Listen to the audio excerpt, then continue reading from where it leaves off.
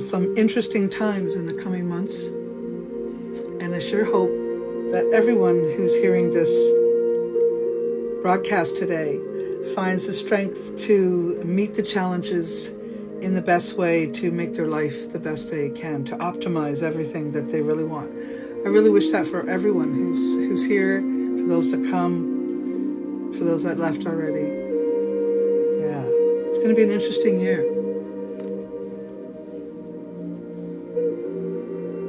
Hey, Shelby, how are you? Astrological Tarot, hello. How are you, my friend? Just waiting for Tara. Last night, my friend Astrological Tarot was with me, and we shared a lot of our thoughts about 2023. And I downloaded it, by the way, Michelle, and I'm just clipping it apart, and you'll get a couple of pieces in the next few days. Oh, there you are. All right. I just invited my... Oh, yes, we got the right side view. Oh, good. We'll Hey, have Tara. to... Hi. How are ya? Good. How are you? Hey, can you hear me okay? I can hear you, but I can't see you yet. Okay. Why can't you see me? Oh, okay. I got to turn my Yeah, camera on. yeah, that would probably help. Okay, there we go. Hey, There you are. Hey, how are Hi. ya? Good, Hi. thanks. Hey, Nice we to did have it. you.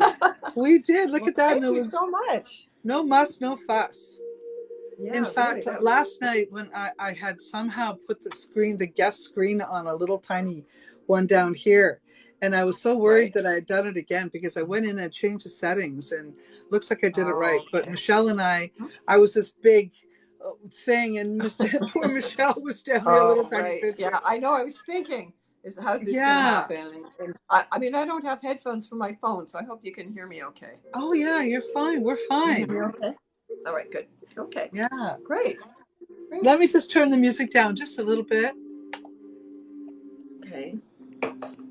You're so nice and mellowed out. I'm just enjoying just connecting with your energy already. Yeah.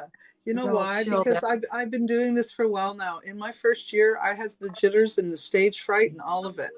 And then I just realized, what the hell's wrong with me? I'm at home doing what I love. You know, what could possibly cause me so much anxiety? So I literally just let it go one day and just stop worrying about it, do my best. If I come to our people, our community with the best I have in my heart, then, then I've done the best I can. And so I know I'm okay. Right. And you and I are no newbies at this. We've been doing this a long time. Yes, we have. I thought, when we talked about it, I did some live videos saying, oh, Tamara and I know each other. We're all priestesses from generations and millenniums. Like I said, we have magic in our blood, right? So we're just and I love to reconnect with women who I know, we were priestesses before in a past life, right? So well, that's it, right? For those of you that don't know Tara Greene, this is my dear friend, Tara Greene. Could you tell us where to find you when we need to? Okay. You can find me on my website at taratarot.com, and that's TARATAROT.com. That website is due for a remake finally. But, there's a lot of information about me there. And I also write on my blog almost every day. It's I know you do. WordPress.com. That's still a labor of love for me. Yeah. But I like doing the live videos and all that. So I'm still kind of a bit new to TikTok, but I'm grateful that you've invited me on here because I've watched you, just come and get my girl and give her a hand up. Come on up. I want you all to know that Tara Greene is one of the astrologers I go to. And often I have so many wonderful friends and magical friends like yourself, Tara. So every year I pick someone, and I think you're next year. Okay. So anyways, we talked before you moved out from Barrie to BC. I did some readings for you, right? And yes, you did. Stuff, right? Yes, and I love getting an update, and sometimes things are a little more difficult, and that's when I came to you, when I had some difficulties, when I had to come back and get a little upgrade. And I do appreciate the type of reader you are. I know that you are you're good to share the good, bad, and the ugly. You share it all. and you're real, and this is why I like the kind of reader you are. I like the authentic vibration that I feel come from you, from your soul, and I align with your witchcraft, your witchy ways, your shaman ways, your ways. And we were Right. talking how I jumped into tarot and you jumped into astrology, and then it swapped over for you, and I did the same Right. thing. So I'm Right. now, I consider myself sort of a backyard astrologer, because I know quite a bit about it, but did I put it all together neat and tidy? I don't think so. You know? Well, there's a lot to astrology. I mean, and you know, you gave me, we talked the other day about what we're going to talk about. So of course, my little Virgo South Node here, I have to go through every detail. So I've just been researching and writing, and I've got pages and pages of information, which I'm going to need anyway. I'm doing a Yeah. workshop Yeah. in the U.S., so I'm going to use all that information anyway. But there's a lot, you know, that you have to Yeah. know and synthesize. Sometimes I get, oh my God, it's too heady for me, you Right. know, and I'm, So yeah, but so then you have to. I'll help you pull it back, because I know what people need to hear. I really do, because I know what they're edging. You can feel their vibration, what they want to know. So just for, so you know, everyone who doesn't know, we are about to share with you our predictions for 2023. It will include the world, not just you, and not just your community, and not just Canada, which is where we're from. But from for the U.S., Britain, all around, all the different places. So we're not going to go through every single country. But we're going to give you climate in terms of, this section of the world and this section of the world, and we'll let you know the kind of things that to look out for. So some of us are going to get, you know, we're going to get stars and banners, and the other one's going to get kicks in the pants, and that's the way it's going to go. Right. And so when we see something that's going to be difficult for you, we'll try to help you with some solutions and some ideas and ways to manage it on a spiritual level or a witchy level, so to speak. That's kind of how I do things. Tara, you and I haven't had the opportunity to work together. It's our first time, and I'm so grateful for you coming and joining Oh, me I'm so today. grateful for you too, my dear. Thank Yeah. you. Yeah, for Thank you. sure. So let's jump in. Let's go right here. So the first Okay. thing we want to talk about is like the world energy. What do we Okay. have for 2023? What do you think? Well, every year I try to, I sit here and I think about all this stuff, like I gather information. So to me, this is the year of massive change. Okay. Massive change. I know people want it to stop and they want it to settle down. There's I the got the butterfly butterfly, situation. Right. but Okay. here's the problem. They're not going to like the changes. Well, okay. But, it's always free will. Now, the whole thing about Mhm. astrology is, the planets compel, the planets impel, they do not compel. So that means that there's always free will. But we take our cues from reading the signs and symbols of the stars. It's very ancient, goes back at least 8,000 years. And so, for me, this is like you look at the big, long cycles of change. That's what's so great about astrology, especially if you want to really learn about it. There's a great book called Cosmos and Psyche by an astrologer named Richard Tarnas, and he goes over 500 years of how the major, what they call the outer or the transpersonal planets move and change. So this year, March is the big change up here. Mhm. Okay. So in March, there's two mini ages, one mini age, one longer age starting. Uh, Saturn, the planet of reality, of limitations, obstacles, testing, reality, physical things, tangible things, is entering the intangible sign of Pisces, the sign of psychics, of mystics, of seers, of addictions, of mental illness, of endings, of completion, of source.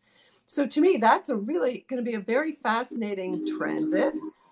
It starts March the 7th. It's going to go on until 2026. Saturn spends about 2.5 years moving through a sign. So for all the Pisces people, everything, their dream world is going to become real. So I think my best hope for this is people are going to feel. Saturn is water. I mean, Pisces is water. It's the last water sign. It is about source, returning to source. So everybody's going to realize that reality and spirituality are the same thing. There's no separation. So for all of us, Saturn rules elders and seniors. And, we were talking about this being older. We've been at this. I've been a professional astrologer for over 30 years. Saturn word is chronology, time. So Crohn's, women owning their power as elder women. That's really important for them. So people have been working a long time doing spiritual work are going to get respect. Saturn is respect. Okay. So, and being taken seriously, spirituality is going to be taken seriously. It's going to be seen as something we cannot live without, but not organized religion, more of an innate, internal, like more indigenous, you know what I mean? More pagan, you know, your own Absolutely. direct relationship to spirit, right? As there's no outside authorities that can tell you what to do, right? I see that being a thrust, actually, where Yeah. people are just so fed up of following the corrupt elite protocol and, you know, shutting up and just doing what we're supposed to be doing. I see so many Mm-hmm. changes in that area, and I do see indigenous people or indigenous thinking or people of color or the minorities, Mm-hmm. whatever you want to call all of that, that has been Mm-hmm. happening, that we've been, you know, sort of um, things have been exposed to us, and our knowing now is bigger. So now we really know what's going on, and we can't just unknow it, and you can't just not do something. So I think this is the year where those people will get more stage time, more light, more Mm-hmm. attention, more Right. solution, more resolution, Right. and more truth. But we are going to see a whole lot of people exposed for lies. Right. I mean, Yeah. a Well, huge amount, like huge. Well, Pisces is also the 12th sign. So in traditional astrology, it's traditionally only associated with death and endings, right? But it's also about return to source. So it's about addictions and denial and illusions, delusions, you know, mental illness, suicide, like all of the dark, sort of shadowy, the unconscious, the dream world. It is the beautiful thing about it is make your dreams real. That's Saturn and Pisces. Your dreams are real. Whatever you can imagine is real, you know? So I think that's going to be really beautiful, but also can be very overwhelming. Like Saturn is very much like the tsunami. So a lot of water. You know, I do like to do political and, you know, worldwide predictions here. So yeah, lots of tsunami, lots of rains, lots of floods, right? Lots of overwhelming emotions, lots of crying, lots of grieving, lots of letting go, lots of surrendering. You know, Saturn and Pisces is like, give it up to God, you know, let the universe Yeah, take care of, you know, let go of my ego, surrender, yeah. right? So it's But a I see a very, very rebuilding. I spiritual. see a lot of people using the beaver energy, you know, to sort of go in and being resourceful like the beaver, Mm-hmm, and you mm-hmm, know, trying to start from scratch, start over, mm-hmm, get your own mm-hmm, little spot, find your spot, you know. And beavers live in colonies. Beavers live in families, large families, and I think this also speaks to our reconnecting with people that are of our blood or have our back, friends, mm-hmm. family. So you know, pulling back a bit instead of going out there and making yourself big. Mm-hmm. Pull back Right. and make yourself Yeah, it's big. very introverted. Pisces Hmm. is very introverted, so people are going to go in. I mean, I know people are tired of being confined and, you know, all of that, but this is a different kind. This is a voluntarily. I want to know what's going on deep inside of me because Exactly. it's very empathic. People are like my sense is, you know, you're not going to be able to buy the fast clothes, those Shein fast clothes, because you're going to feel the sweat and the tears of all that slave labor that went into Yeah. making people go, no, you know, Consciousness. no more. Yeah, Consciousness. consciousness, right? Real consciousness, real understanding of the roots, the source of everything, the food you eat, how it was grown, you know, all that corporate structure, I think, is going to fall because if it's Mhm. not real, if it's not really transparent, ethical, you know, it's not, people are not going to buy it anymore. And all that fake Right. glamour. Pisces Exactly. rules And this is glamour. why you and I were talking how I have been dreaming in, I've been seeing this coming, this revolution for the last Mm-hmm. year and a half, 2 years. I've been seeing it. And Yeah. you confirmed that it's there. You Mm-hmm. confirmed for me the other day. I saw your post and I was like, see, there it is Mm-hmm. again. There it is. Right. And I know it's coming. I can feel it brewing. Something, I think the button gets pushed late February, early March, but nothing Well, shows up until end of March. okay, well, March. And Okay, so then I just said June. that Saturn and Pisces, right? That's one part of it. The bigger part of it and the longer term part of it is Pluto. Now, Pluto is a planet to astrologers. You know, it's got a heart. I believe it is going to be made into a planet again. I remember I channeled Pluto when they first demoted him, and Pluto is like the Lord of Death, laughing at these silly little astronomers, going, "Are you Right? kidding?" But What was anyway, that? so Pluto's going to enter Aquarius. This is a big deal. Every time Pluto enters a new sign, that's March 23rd, 23. So, you know, everybody was making a big deal about 222, 22. So I think 323, 23 is very significant. 23 is also a number that you can't divide. So it's a very special number itself. So Pluto entering Aquarius, moving from corporate structure, plutocrats, Capricorn, where it entered in late 2008, and everybody remembers what happens in 2008. That was the mortgage subprime Yes, it crisis, was. right? Every time Pluto enters a new sign, it's like wham, there's a destruction, there's a blowing things open. So Pluto enters the air sign of technology and revolution on that day. It You stays know at what? 0 degrees. Right. You know what, Tara? I Yeah. had a thought.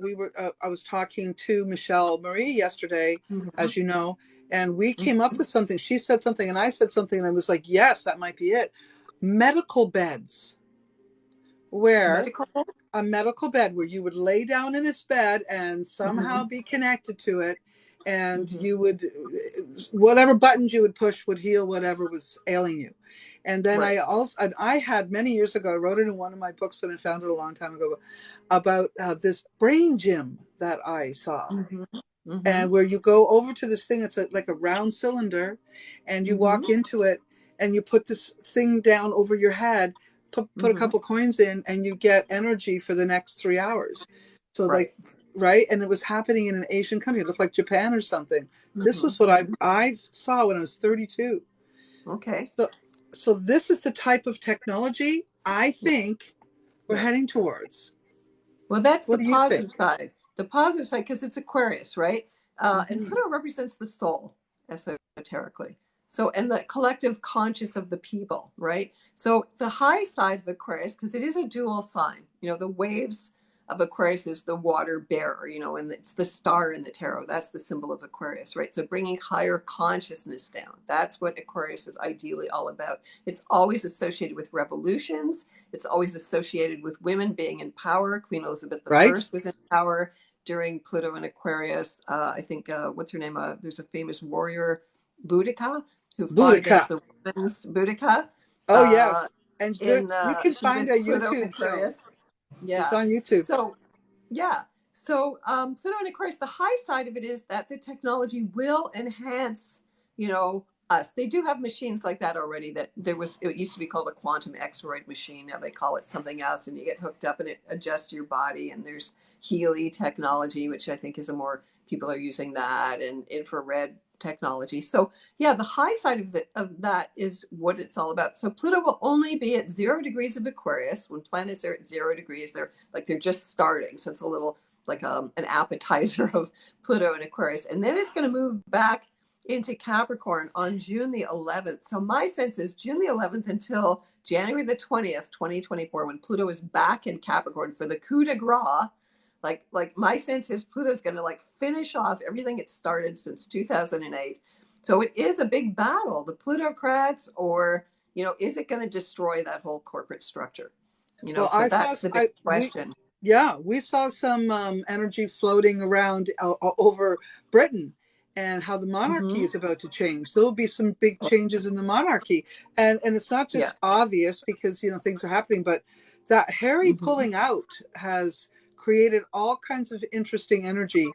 So we have this Mm-hmm. gap where energy can flow in and out now. So there's movement, Mm-hmm. and we can see what's going on. And I think the whole reveal this year is all the elite corruption in all areas, and I don't think the Right. people are going to be happy about it anymore. And No. I think women may lead. Yeah. Women may lead, and people of color. And it's, Yeah. rightfully, it's about time they had their Mm-hmm. time, and that we followed them, we support them, we are Right. part. There's no them, we are part of the whole movement, but women Right. and people of color especially. Well, I think that's the high side of Pluto and Aquarius, because I think the vindication of women's rights, like the first feminist books that were written, came when Pluto was in Aquarius, like right after. Like, you got to remember also the US is going through its first Pluto return still, which was just the last exact one, was December 28th. That's still in effect into 2024. So my sense is, it is the destruction of all that corporate greed and everything Mhm. that doesn't feed the soul. So it needs to come out. That shadow, that's what Pluto's all about in psychology, the shadow. And so it's a good thing for that corruption to be exposed, like what Elon Musk is doing on Twitter. Like him or not, he is performing a public service and putting his soul on the line for it, actually. And then, when Pluto re-enters Capricorn, January the 20th, it's going to be 20 years of Pluto in Aquarius till 2044. That's a long time from now. So the world's going to be a totally different place, you know. So the kids that are being born now, for example, coming in with this revolutionary energy, it is all about revolution, you know, and major change, like what's going on in Iran. You know, the women already, Oh you my know, God. they're not stopping. They're not So what do you stopping think will happen with that, Tara? What do you think will happen with that in this 2023? Do you think any with of the Iran. countries will get involved and move Yeah. them into a nicer way? Do you think that will happen? Yeah, actually, hold on a second. I've got my notes here, but I did take notes. Hold on now. It doesn't want to I open got here. a Come on. feeling that they're going to want to be a part of a group more Mm-hmm. than not. Okay. So the group has to say either you stop it or you're Right. out. And this is when they're going to go, Right. okay, what do you want us to do? And this is Mm-hmm. when they're going to go, okay, we won't do this and this, but they'll still be sleazy and corrupt. Right. Well, the country of Iran, you know, astrology countries have astrology charts too. They have natal charts like people. So Iran was born, modern Iran, April the 1st. That's an April Fool's Day, actually, 1979 when the Ayatollah took over. It Uh, is not, is It it? is April the 1st. Yeah, 1979. Okay, so the women's revolution, that's Venus is going to be in Leo this year, turning retrograde. Now, Venus doesn't go retrograde all the time, so it's a big deal. That starts in July. So I really believe that there will be sanctions against Iran, that there's going to be more of a, again, as Pluto gets into Aquarius, people are going to see we're a collective. That's what Aquarius is about. It's not, there is no separation, and there's no monarchies, there's no hierarchies. That's what Pluto and Aquarius is about. It's about the people taking power. You know, you want to say you want a revolution Yeah. by the Beatles, you know? Yes. It's the people. So nobody's got power over anybody else. Everybody's got equal rights. Everybody's got a right to be their own individual, to be as unique as you are, but nobody's got rights over this. So we have to work together. It's like the hive mind, Exactly. right? I Yeah. got a lot of Cool. that. And the community spirits, when I ask the world thing, what will we share? And it is Mm-hmm. making decisions together, sharing, Right. making them Collectively. together. So, and Mm-hmm. it's not just, it's everybody coming to the table, sort of being with the pipe, Right. and speaking to their Right. gods Right. and not questioning who their gods are, but the end result being that we work together in collaboration of keeping a healthy earth, whatever that is, Right. and keeping Right. a healthy economies and so on. I think this year will be some discussions like that, and that's the only way the political people will even be able to stay in, because they're going to Mm-hmm. welcome in more content from people in the know, such as the indigenous communities. Right. So I Right. think this, it's not just environmentalists. So look what's happening with the environmentalists. Look at the pipes. The pipes are going in areas. What environmentalists said that was okay? I'd like to know. You know, Right. that Right. they're putting these black snakes in Yeah. waterways that are Right. ruining people's Well, communities.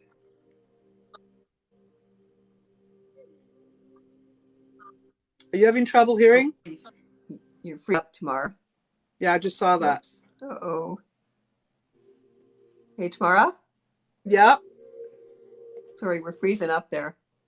Yeah, I saw that. Just give it a Okay. second. It'll come back. Okay. It'll come back. I got the. Okay. Yeah. Okay. Last part I heard was black snakes in the water, is what you were saying. Yeah, well, I'm talking about the oil pipes, right? They're Right. going through people's waterways, right? Right. In the middle of their homes and their family. Mm. And then when they burst, there's nothing anybody can do. Yeah. So a lot of our No, I indigenous know. people are going But without decent water, and then we're threatening their decent water by putting stuff like this inside them. It's like, what are you talking about?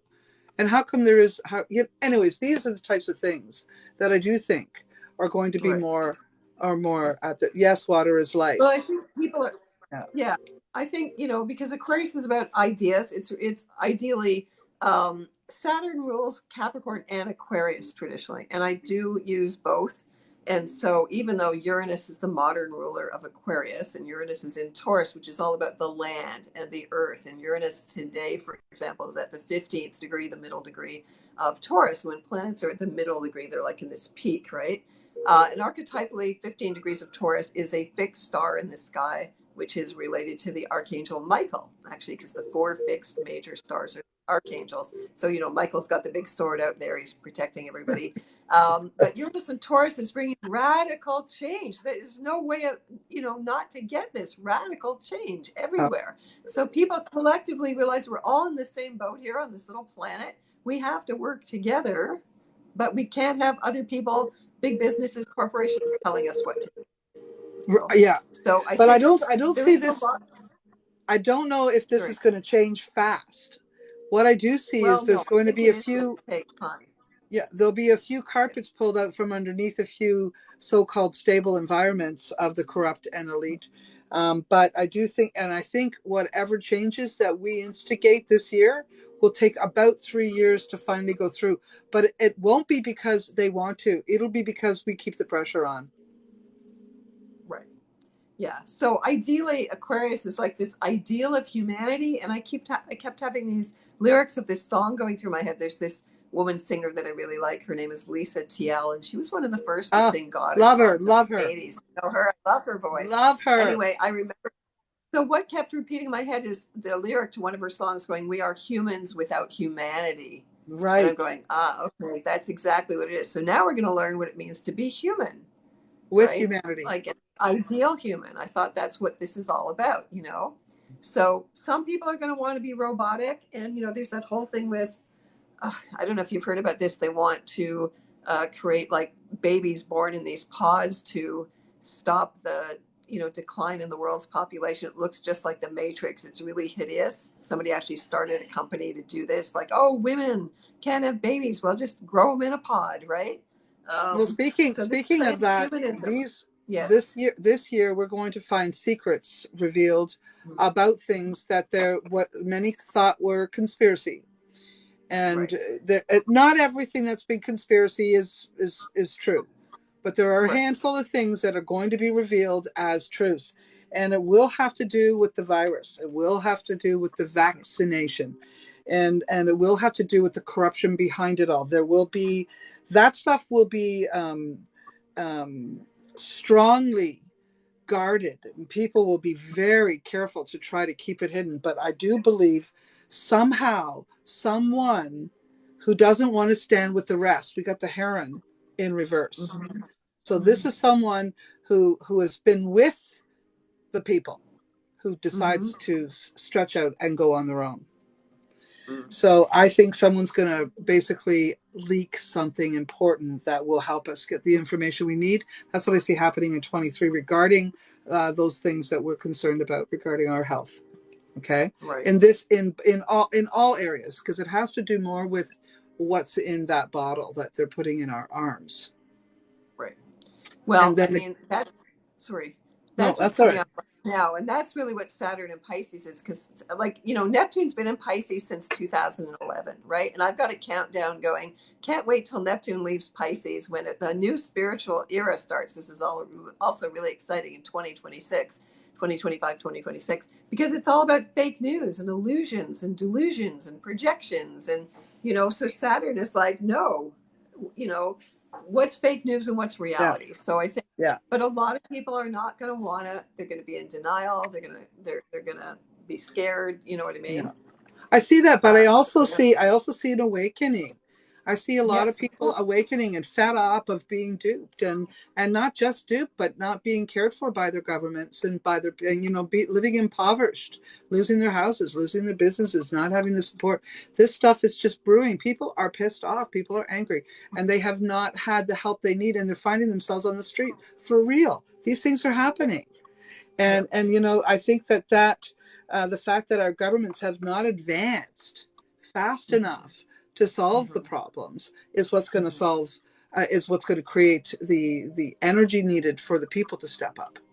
So I think we're going to find how when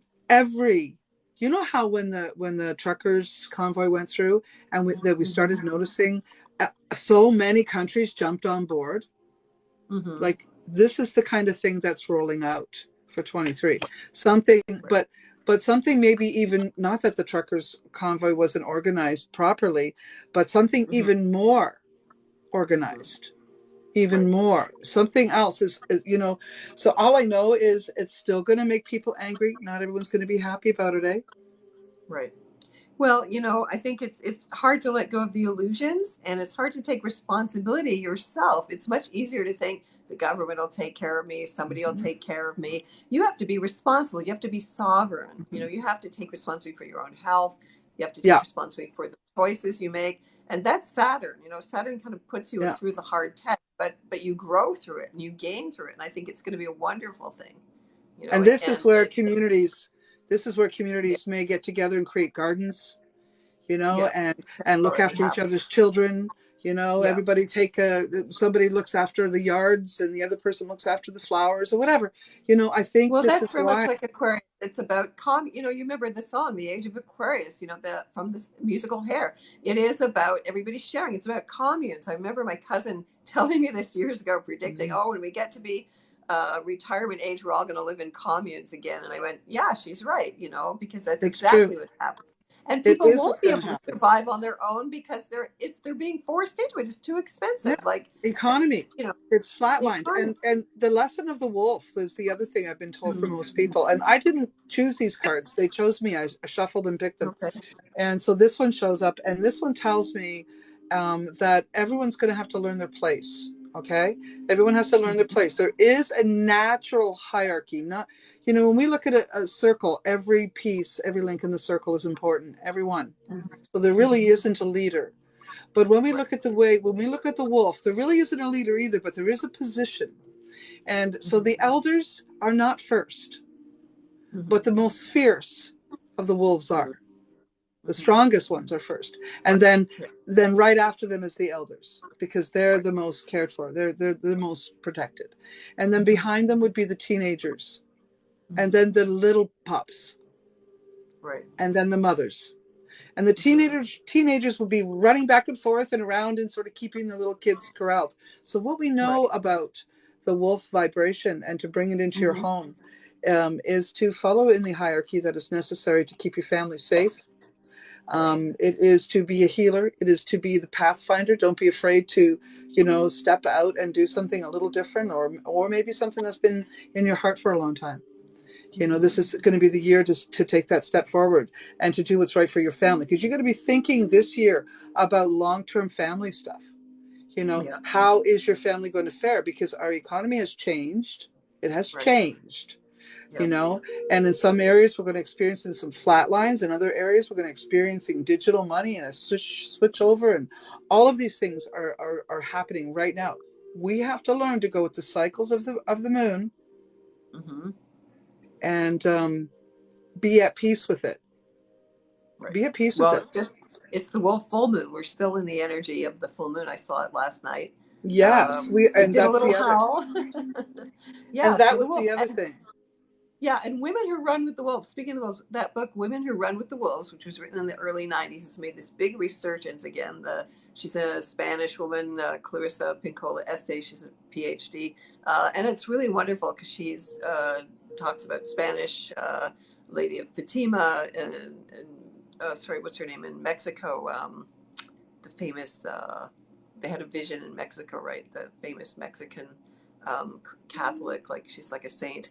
But anyway, I mean, that whole thing about wolf pack and teachers, wolves are teachers. And did I ever tell you about the encounter I had with a big giant black timber wolf in BC? I don't think so.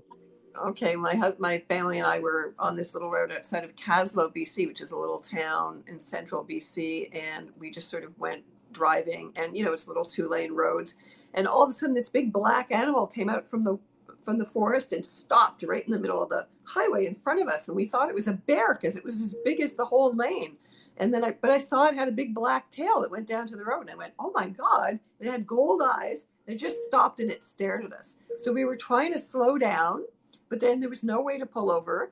And we just slowed down as much as we can. I remember I was fumbling with my camera. I couldn't get a picture of it. It just stared at us, right? And then when we got too close, it just leapt right into the woods and disappeared. And so it Wow. was Well, amazing. I I'd like felt like to, just like as you this were bringing incredible, your story out, I was yeah. followed and subscribed by the Wolf King, and I just want to say Okay. thank you to the Wolf King for following Oh, us. The Wolf King. That was my favorite book when I was a kid. There's a famous book called The Wolf King Well, that I I read, think I there's don't a know, story here for innumerable you. times. Okay, that's great. There's something That's here for you. Oh, yeah. yes. There, see, Like, you're welcome. The wolf. Yeah, see that? thank you. That's beautiful. Yeah. So I'd Great. say that the wolf is really about getting back to basics and following the way the normal community or the regular community, the tribal community would be following, sort of look to uh, put your life back on that path, to also be more natural, using herbals, this type of thing, growing your own food, making your own things, creating. And if you can't do it, barter with a friend, this type of thing. Right. So yeah, I'm glad. And with the wolf moon, as you pointed out, this is the tail end of the wolf moon right now. And just as a point of reference, if anyone wants to put some water out there, a good night to do it, because you'll get a little bit of that water will be super loving and super helpful. Right. Keep your This is a crystals. Yeah, clean up your crystals, consecrate your altars, that type of thing. Wash your face with Yeah. it, right? And depending on what kind of vessel you had it in, you could drink it. So Right. there's lots of things you can do with moon water, or Mm-hmm. or witch's water, or holy water for the witch, right? Right. Um, so just so I want to point out, though, this is a good time for everyone right now to set your intentions. And if something doesn't serve your highest good right this minute, I mean, if something's dragging into 2023 with you from 22 and it doesn't feel right, I'm saying put the brakes on.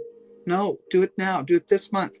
Do it during Mercury retrograde. This is a difficult time to come into 2023 during a Mercury retrograde. I mean, it does mean that you've got 2022 all smeared all over your new year. So stop, see, look at what's happening that you don't like. And if it's people, places, or things, don't feel obliged to keep them. Say goodbye, cut them out, swipe them left.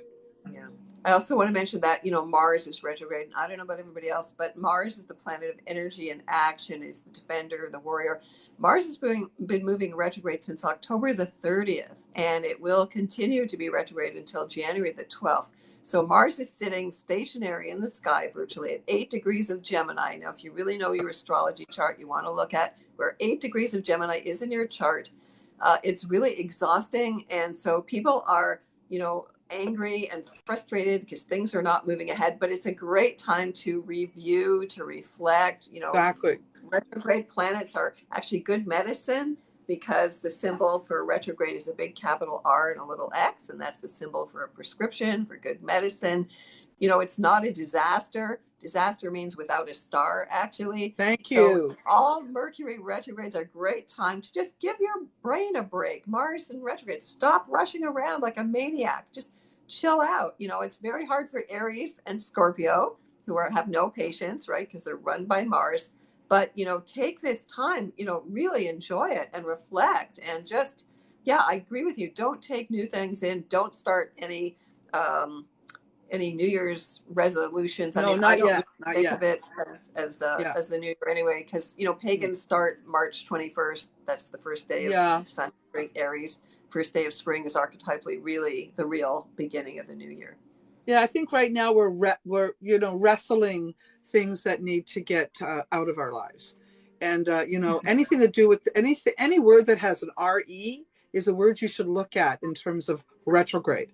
So Right. reset, reduce, recycle, all the R's. Yeah, Okay. all the RE words. Hang on a second. What's that, Sky? Hi. Did you get my Amazon package today? There is an Amazon package just in the shop. Thank you. You're welcome. Sorry about that. Life happens. We're keeping it real. That's RE. Keeping it real. Yeah. So yeah, I think it's important just to keep in mind to clear out this year before you start planning. So when we start to talk about all the things that are going to change for the zodiac, for you zodiac signs, we're about to talk about that. So each of you will get to hear how you're going to manage the year 2023, how you'll manage this energy. So we'll speak to you in each zodiac sign. Both of us will give you some information about how to navigate the year. But keep in mind, any retrograde is not a time for action. It's a time for review, okay, and restructuring and recommitting and resetting. Yes, those things, but not to build. Renovating is okay too. Right. That's a good thing to do. Yeah. Yeah. And you do still have to go ahead and get things done with retrograde planets, and astrologers do. And it just means it may take longer, or yes, you may have to return it. That's true. That's an RE thing. But, you know, you can't stop everything. You know what I mean? No. But Yeah. I am finding it's very exhausting. That's all, because, you know, it's not I moving ahead. have Virgo in my ascendant, and Mercury, just every time it comes, it's like having one of those friends who come and don't want to leave. Right. And it's like, okay, I'm kind of glad Mercury's around, but do you have to spend so much time? Can you go after like 3 days? No. Well, I mean, Mercury's in Capricorn. It really depends on what sign Mercury is retrograding. And there's going to be 4 Mercury retrogrades this year. I find it's worse when Mercury is in Gemini or Virgo, the sign it rules. And for all Geminis and Virgos, whenever Mercury is retrograde, you feel it more because it is your ruling planet. So you have to know not just your sun sign, but really your ruling planets. That's traditional astrology, but it's very, very important. So Mercury in Capricorn is like, let's take care of business from last year. You know what I mean? Right. Let's think about our careers. Let's think about our long-term goals. Let's reassess all that. Okay. Yeah. Okay. So just let me tell everyone in the room, just so you know, we're going to speak first on the astrology energy that's out there, and then I'll pipe in with my tarot cards and add and show and share, and you'll understand how well this all goes between a psychic and astrologer, and astrologer psychic and a psychic astrologer. Okay. Well, we're just tuned in. So I'm going to start with Aries, of course, and go through all the signs. Now, of course, Aries, the first sign of the zodiac. Mars is your ruling planet, like I just said, but Jupiter is with you. So all Aries people, or if you have any planets in Aries, your rising sign, your moon sign, people do know what's called the big 3 these days: their sun, the moon, the rising sign. Any planets in Aries are going to get hit with Jupiter, and Jupiter is the planet of expansion. It's good luck. It's the feel-good planet. So Jupiter's going to zoom right through Aries. It's at 1 degree right now, and it will enter Taurus on May the 16th. So you want to really plan to initiate, to start, to move ahead, everything during that time. That's what Aries is all about. You know, being an entrepreneur. You wanted to start your own business up until May the 16th, okay? Especially Aries. So it just amps up the energy, the firepower, but it can be a bit reckless. You have to be careful. Jupiter expands whatever it touches. Could have headaches as well. Aries rules the head. There is medical astrology as well. Okay, so being a bit too reckless, because Jupiter is like, oh yeah, I can do anything, right? So just be careful about that. Can make you a little accident prone as well. And then Taurus, once Jupiter enters Taurus, from May the 16th to the end of the year, then it's your lucky time. So do you want to stop and do something for Aries? Yeah. Are we moving Aries into Taurus already? No, I'm just stopping there. I'm just saying, let's do Aries now. Yeah. So just let me ask a couple of questions just to be sure here and where we're heading. So when I look at the whole year, to give it a couple of words, what can you give it? Give me a couple of words what you would say the whole year energy would theme would be for Aries. For Aries? Oh, it was like make headway right now. Really go for it. Pluto in Aquarius is the beginning of the 11th house. So you're going to start to revolutionize the groups and the people you hang out with. Mars, Mars is moving through all of the signs. Mars is going to turn direct January the 12th. So then it's going to move into Cancer. It's all about home, family on the 25th of March. It enters Leo, where it's very creative, May the 20th. It enters Virgo on July the 10th, where you really get down to the nitty gritty and the details and the work and your health. So I'm being told though that Aries leadership needs assistance. I'm being told that Aries on their own may make more mistakes. Now they think well on their own. They're creative on their own, but I'm being told that they could probably use a good nurturing ear, someone who can help them administer what needs to happen, someone who can present it in a good way. So I'm getting the Empress to be a feminine energy, being very helpful with that male leadership.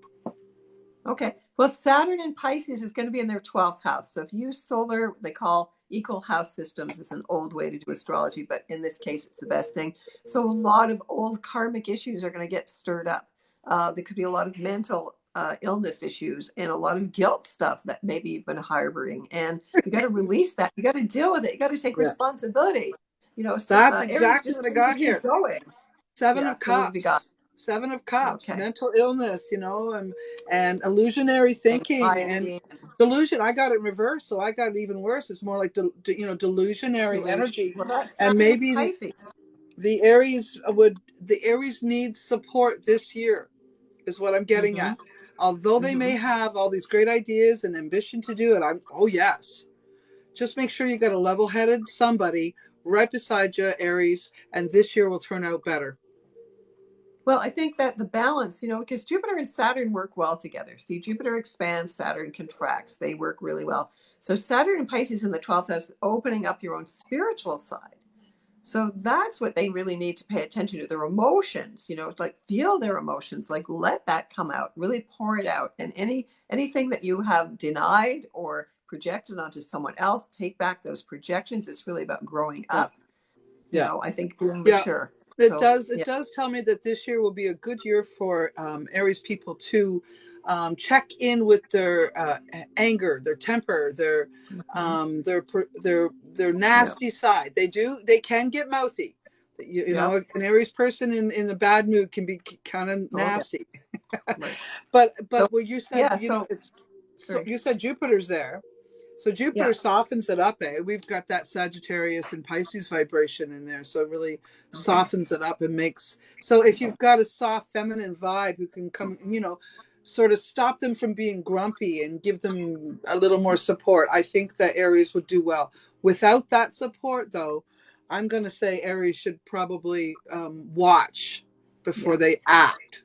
Yeah, well, Aries is like, look before you leap, because, I've got Jupiter in Aries.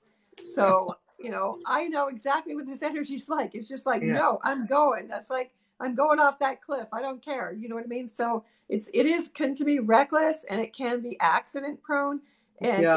you think you can do everything yourself. Aries, it's all about me. They can be kind of selfish and, things like that. But I think Saturn and Pisces is really awakening for Aries, to really, you can't deny or neglect, or, you know, you have to grow up. You have to take I responsibility think for your I spiritual think the self. Aries can be selfish in its negative form, and Mm-hmm. when it's afraid, or when it's lacking Well, something. it's But defensive, yeah, exactly. But I the think warrior, mostly right?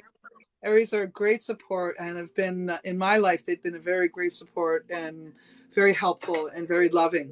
And that doesn't mean I don't see their fallings. I do.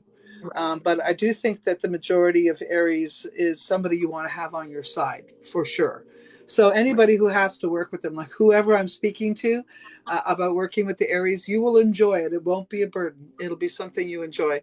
So yeah, I'm going to say that if there is an Aries out there thinking about creating business, just as my friend said here, yes, do it. But make sure you have support, and I mean it. Not later, but when you're doing it, when you get Mm-hmm. involved in it, because then you'll do much better. And I think check in with yourself, because your mental, you might be moving faster than you can make things happen. Or maybe you're saying the wrong dates. Maybe you're thinking, I can get it done in 2 months, but it's going to take 6 months. And you kind of mess yourself up. So just mind your words. So that's why I Mm-hmm. say step back, sit it out a little bit, think it out a little bit before you put action to it. That's my warning for Aries this year. Yeah, Jupiter in Aries makes you too impatient. It just amps up all that, energy that just wants to burn. And they can be very angry and explosive and defensive. So they have to watch it. You can trigger other people. It's like, I'm looking for a fight kind of thing. So Saturn Pisces, I think, is a good thing. Also, Uranus and Taurus is in their second solar house of resources. So making money on the internet or radically changing how you make money. That's something that's kind of been developing for a long time. So they want to be open to that, and also opening to listening to their dreams. So again, opening up the imagination can be extremely creative. Aries are Oh entrepreneurs. They yeah. want to get their own way. Yeah. They, they don't want to be bossed around. They want to be No, bossed. they don't like that, and I understand it. We're fire signs. We've got Yeah. something else on our mind, and just before we move on to the other signs, just so you know, folks, we're going in the order, traditional order of Aries, Taurus, Gemini, Cancer, Leo, and so on. So we will cover your sign. So if you want to go scroll on somewhere else and come back, come back. But we will be covering your sign this evening. And each sign is probably going to be about 15 minutes, 10, 15 minutes. So you'll see that now, okay? So Sagittarian, you were spoken of if you were paying attention. The fire sign energy right now. Jupiter is Sagittarian, Jupiter is Pisces. So both those energies could very well be involved with an Aries person in this year coming, in the year we're in now. Because, and you could be a very big support to them, whether you're a man or a woman. So there's a little bit of information for you, Sagittarian, to hold you off till we get to you. Yeah, so I mean, Jupiter and Aries benefits all the fire signs for sure by trine. So yeah, be raring to go. Yeah. So have we covered all we can for Aries for now? Yeah, I just want to mention one more thing. Venus, everybody wants to know about love. So Venus, the planet of love, is turning retrograde in Leo in July until September the 3rd. So it'll be in the 5th house of Aries, their creativity, willpower, children, creative self-expression, drama. So you can expect some breakups, some heartbreaks maybe, but really on your own speed, on your own term, like really owning your heart. Maybe really revealing what your heart is really all about, not being so defensive. Yeah. Right. Yeah, I can see that. And I think Aries keeps their circle pretty small. So when there's been a problem, when there is a problem in their circle, it's really felt. So I got the 10 of swords, and yeah, there'll be some trouble where your emotional stresses and causing you to feel unloved. But just turn around. There's a whole bunch of people who love you from there. But that can be used as a very creative source, Yeah. so even a heartbreak, if you're an artist, you can turn anything, like look at, lots of, Adele, she's like the epitome of turning heartbreak into, creativity, right? That's a really good point. You just made me realize why I haven't been writing any poetry, because I haven't had any heartbreak. Well, there you go. Okay. Well, you don't want to invite that in, right? No. So, no. Okay. All right. So should we move on to Taurus? Yes, let's do that. Okay. So for Taurus, Taurus rising, Jupiter in Aries is in your 12th house. So there's going to be lots of activity going on behind the scenes, in your unconscious, in your dreams. So it should be very much like a spiritual awakening until May the 16th. And then May the 16th, Taurus, it's your time for the rest of the year because Jupiter is in your sign. So your first house of self, of identity, of independence, very strong because Jupiter is like the wheel of fortune in the tarot. It's good luck. So you can afford to take some risks. It should be good for you for making money, again, starting anything new, feeling confident. That's Jupiter, right? Saturn and Pisces in their 11th house of wishes, hopes, and dreams. That's traditionally what the 11th house, which is Aquarian-like, is all about. So make your wishes. Networking is good. Collaborating is good from March the 7th. Uranus is also in Taurus. So even though Tauruses hate change, they're what's called a fixed earth sign. I call Uranus and Taurus the cosmic cattle prod. So change is the name of the game. So yourself, your identity, being independent, very important. I see that absolutely. I see the Taurus having enough of it. Okay. I see the Taurus saying, you know what? I've been putting up with this. I've been doing it this way. I've done it everybody else's way. I've done my best to be good at this and that and this and that. And I don't think I'm getting the pats on the back. I'm going to make some changes, and you're all going to have to just put up with me. Right. That's where this is going. And I think that for the first time in a long time, Taurus is going to fall in love with themselves. They're going to start looking at this themselves and realizing that they have been settling far, far lower than they ever should have thought of. And unfortunately, that's going to require some people of close contact, like family, to shape up or ship out. Okay. Yeah, I think that's good because, Taurus is kind of careful. They don't like to do things unless they know that it's a sure thing. So they're willing to take risks. And I think that's a good thing for them this year. Going out of their comfort zone, right? It's all about comfort for Taurus, right? Yeah, and I think that's why there's going to be some changes. And they might even consider new environments. Yep, definitely change it up. I mean, Uranus is all about it's your midlife crisis. It's like get a makeover. It's like you want to look in the mirror. Tauruses love to look beautiful. They love beautiful things. They have great values. They're very sensuous. So really change that up. The best thing to do to change is look at yourself in the mirror and see a new person. So I think that would be good for Taurus to do that. Neptune is in Pisces in their 11th house. So again, working with colleagues. Pluto and Aquarius at the beginning of their 10th house. So over the next 20 years, Taurus, you're going to have Pluto radically changing your fame, your fortune, your career, your reputation in the world. So you might want to think about how you want to stand up and how you want to be known in the world. That's really important. Would you say that COVID has really dampened the spirit of the Taurus? At least I'm seeing that. Would you say that's true? Well, yeah, because they like security and nothing is secure anymore, for sure. I would say that. Yeah. So the other thing that I was seeing here is that some of them really need to look at their part in having an unhealthy or unhappy home. Because what's happened over COVID and all of this stuff that happened to us all may have changed the Taurus in ways even the Taurus doesn't like. Yeah, that's so true. That, they need to take some responsibility. I'm not saying that they deserve some of the stuff they've got, believe me, but taking some responsibility is going to be their job this year. Right. Well, I think learning to work with groups of people, I think that's a good thing for them, and being more compassionate, that's important too. That Saturn in Pisces is about compassion, right? Venus is going to be retrograde in Leo in their 4th house, which is all about home and family and children and roots. So it might be good for you to renovate your home or to make a big move, or it can be very fertile as well if you want to increase your family. Reconnecting with family, you know what I mean? Venus retrograde is like really opening your heart, but there could be a lot of family drama. It's Leo, right? So stirring up the pot of those old family dramas, but finding a resolution to them as well. Because Prince Harry, I mean, every family has their stuff. You know what I mean? For sure. For sure they do. But it's also that Venus. I still see our Taurus being brave enough to let go of what's not healthy for them.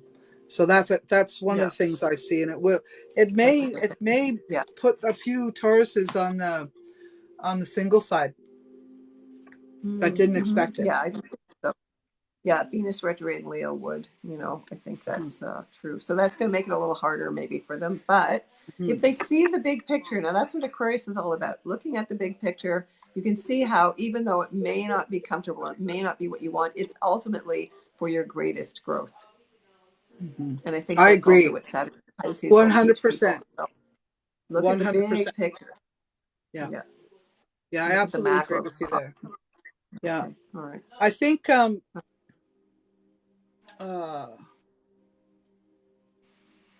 they'll whatever you put out there, Taurus, this year, whatever you put out, I think will come back. So if you put a lot of energy into your business, into your creativity, into your own personal self, you're going to get noticed.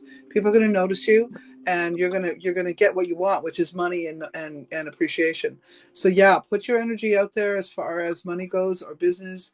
Invest in yourself. That's the best advice I can say. If you're looking at your business and your creativity and how you want to make money long term, this is it. Invest in yourself. Well, also Jupiter in Taurus, because Taurus rules the bull market, should be good for the economy. And the economy is not predicted to be so good. But I would say that once we hit May 16th, it should be better. Food, resources, money, blue chip things, a little bit more stability there. A lot more stability, because people are going to go, we can't deal with so much change. We can't deal with all this. We want something that we can hold on to. Investing in those kinds of solid things, or food, real tangible goods, tools, resources that you use, those are going to be the most valuable things. So there can be a move away from all the social media as well, because people want that sense of reality, community. Do you know what I mean? And against Aquarian kind of all that social media. You know what, that for Taurus, I could see that. I could see that by what I'm seeing here, getting them really wanting to get back to nature and simple things. Yeah, no, that absolutely makes sense to me when I look at the way I saw the cards here for them. They've had it. That's what I mean by they're at their breaking point. They're like, no more. No, I'm not following suit anymore. People could only be pushed so far for change, and then they're naturally gonna resist. They're gonna dig in their heels. That's what Taurus is famous for, that kind of stubbornness, right? All the fixed signs, Leo, Scorpio. Aquarius is also a fixed sign, nope, we're not going to budge. You know what I mean? That's right. That's right. So kind of like the buck stops here, right? That's right. That's So right. yeah. So that's going to be a general mood as well, right? Like everybody has Taurus somewhere in their chart, even if you don't have any planets in Taurus. So that's what you'd want to look at. If you know your astrology chart, you can get it done for free on astro.com. It's a Swiss site. I trust that one because it's Swiss. It's an old one, but it's a goodie. It's interactive. You can get your own astrology chart. You can put it in there. You can go, oh, okay, so here's where these planets moving through this part of my chart are going to affect me. That's what astrology is all about. It's knowledge. Knowledge is power. Yeah, Right? for sure. Yeah. So the other Okay. thing is for those people who are creating business, that's good and that's awesome. But for those people that want to take that energy and put it to children and working on and or the child within, either one of those things would be good things to do as well for this year 23. Because it's really about looking at your child within. What is it? What are your needs? And that's what we've been talking about. You're about to get your needs met, but not just your adult needs. I'm talking about the needs of your inner child, and or if you need to have a child in your life. So these things will be looked at for 2023, and those I can't wait to see next year how many of you had babies. Yeah, that's true. It's very fertile. Like Jupiter, I do a lot of consultations for women trying to get pregnant. Like, and I say, well, it's always Jupiter. Jupiter's the Yeah, best one. You know, it expands everything, right? for sure. And also Saturn and Pisces also has to do with a lot with charity. So a lot of people are going to be either adopting children or foster children, or we used to send money to, you know, through one of these charities to support a child, a girl.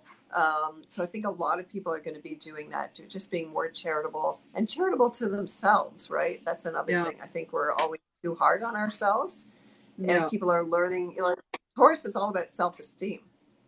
So learning Lady to really Emma, value yourself.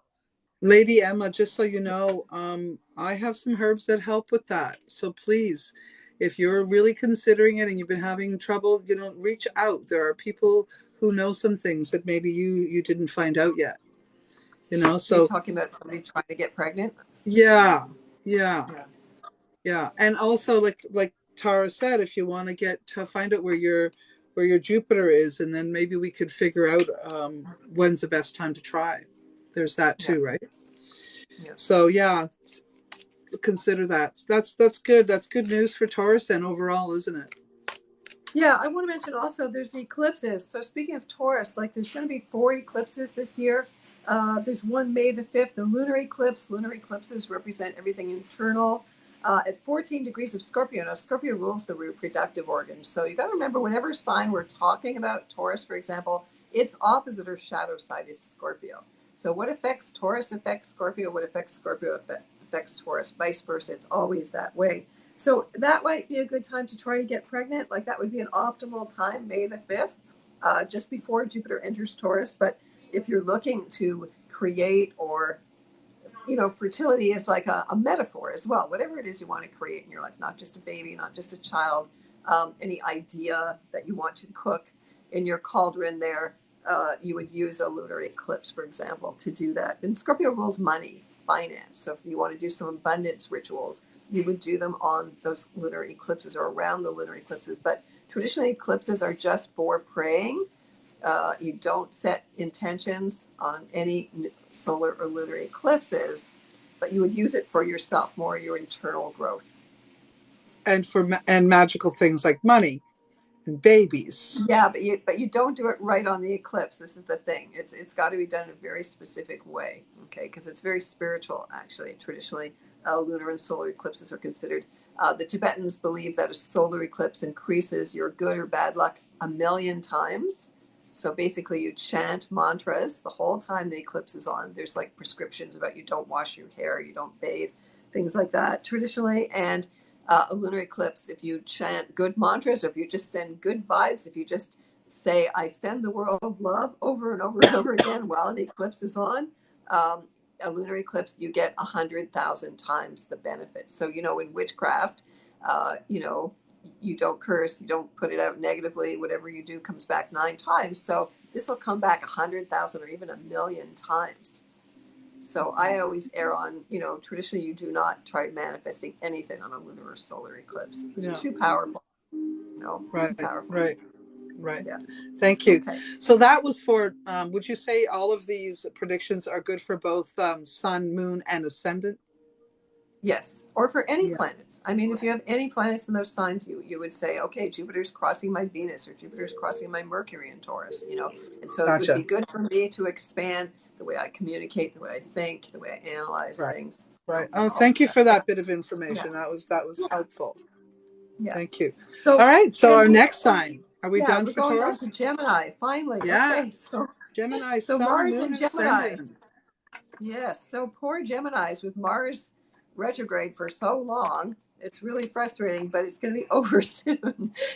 Jupiter in Aries is in their 11th house until May the 16th, so that's a good time to expand your networking. It's good for dating on the internet. It's good for any kind of collaborations. It's good for freeing yourself up. The 11th house is like Aquarian overall. Jupiter enters Taurus, which is their 12th house, stirring up their unconscious, their spiritual nature. So pay attention to your dreams. You know, your dream world is the direct connection to your soul. So it's very creative as well. Time to expand your creativity and to complete things. You know, Saturn, sorry, Taurus in the 12th house is about completion. So you want to put finishing touches on things. You're ending like a major cycle in your life here into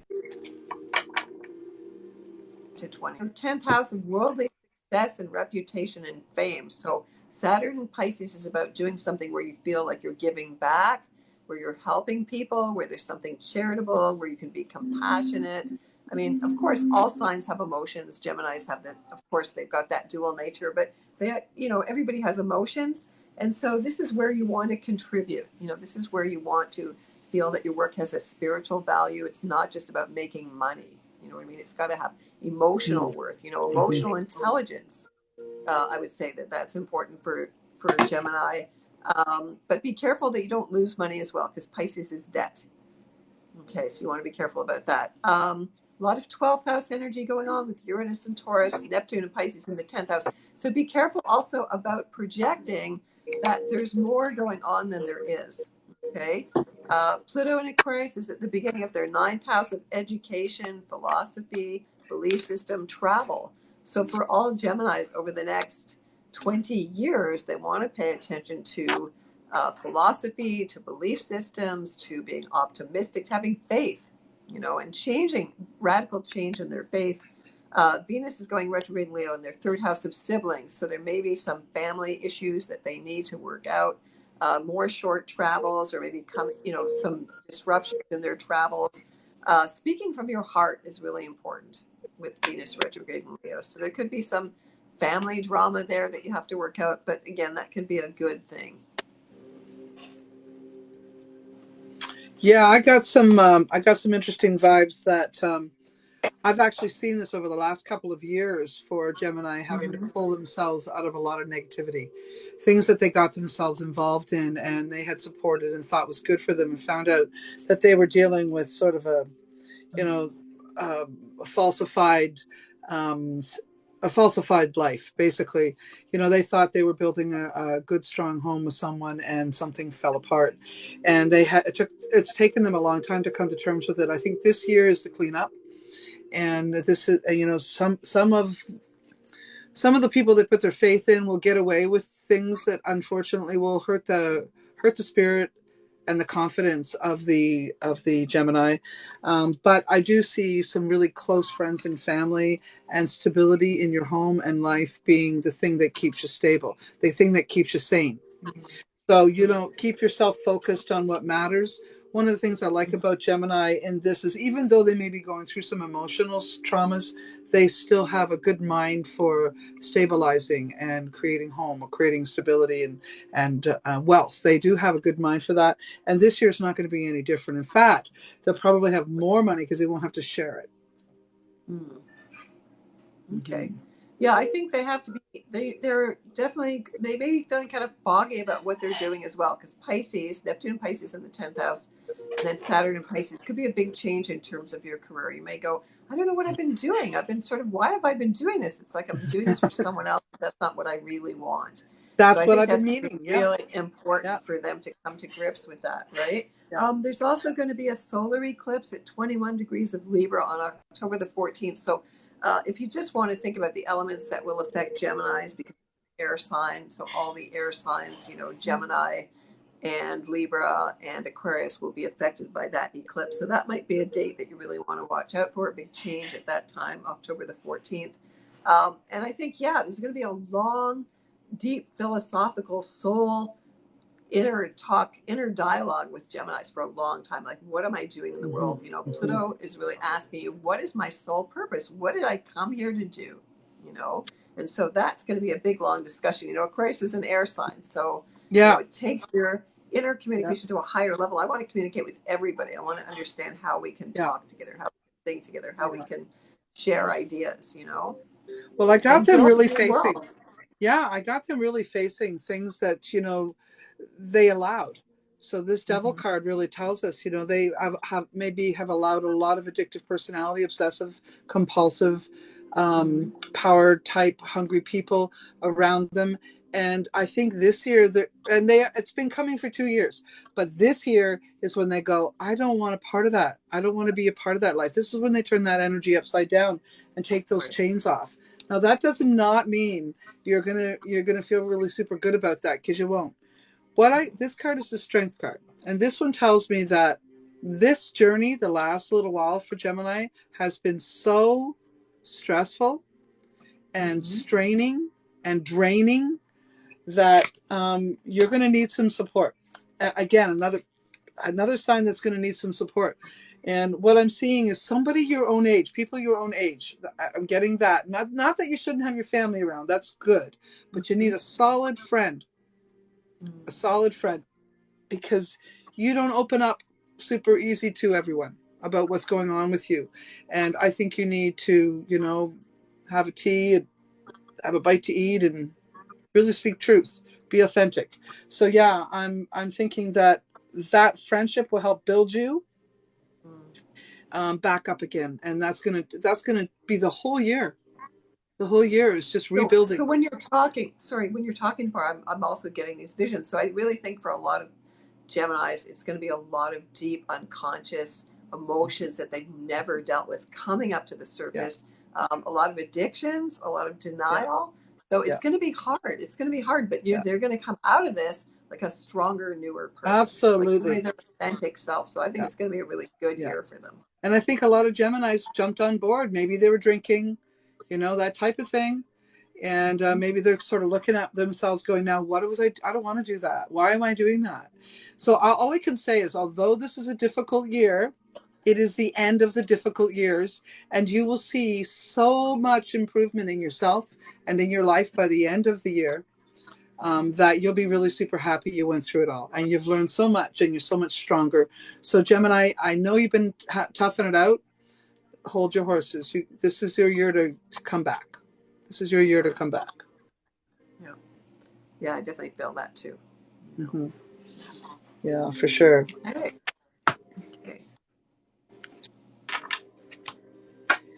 And just on the way out, there's nothing better for sadness than new relationships, but don't make full commitments. Just have fun. Okay. Do some playing. Well, that's a Gemini thing. That's what they do best, right? That's what they need. Otherwise, they won't feel happy. So no one's saying all you got to do is stay at home and fix your life. No, fixing your life has something to do with, you have to play a little bit too. That is part of your fixing your. Venus is going to be in Leo, right? So that's very playful, very childlike. That's also really doing your inner child work for everybody. Venus in Leo. I also got that some of them might take up dance or some other bodies where they move their legs around a lot. Like, I don't know, it sort of looks like dance or gymnastics or yoga, stretching. I don't know, long walk, something to do with their legs. Maybe basketball, because you got to jump up and down. All I know is I'm seeing the Gemini literally coming back out of themselves. And in a weird way, whatever it is they choose to do, they're still kind of alone. And so it's a good place for them to center and meditate and also distract, So I think Gemini, it may be a difficult year getting your groove back, but you're going to find it. You're going to find it for sure. Yeah. And you know, I think sometimes I want to point this out. We haven't said this yet, Tara. But if you're in a different hemisphere, let's say you're in New Zealand and you're listening to us, Right. just about, we're in Canada. So if we say that the Taurus is going to have a hard year, New Zealand Taurus will not. Am I right on that? Well, okay, there is a general, traditionally the bias is Northern Hemisphere. It's true. There is a lot of astrologers in Australia, and you turn the chart reverse. Now, the planet is still in Taurus, but it's going to affect the opposite. It's going to affect it opposite ways. Do you know what I mean? Because you're down on. So that you can't change. Jupiter doesn't suddenly jump into Scorpio. Jupiter is always, in the sky against the, Right.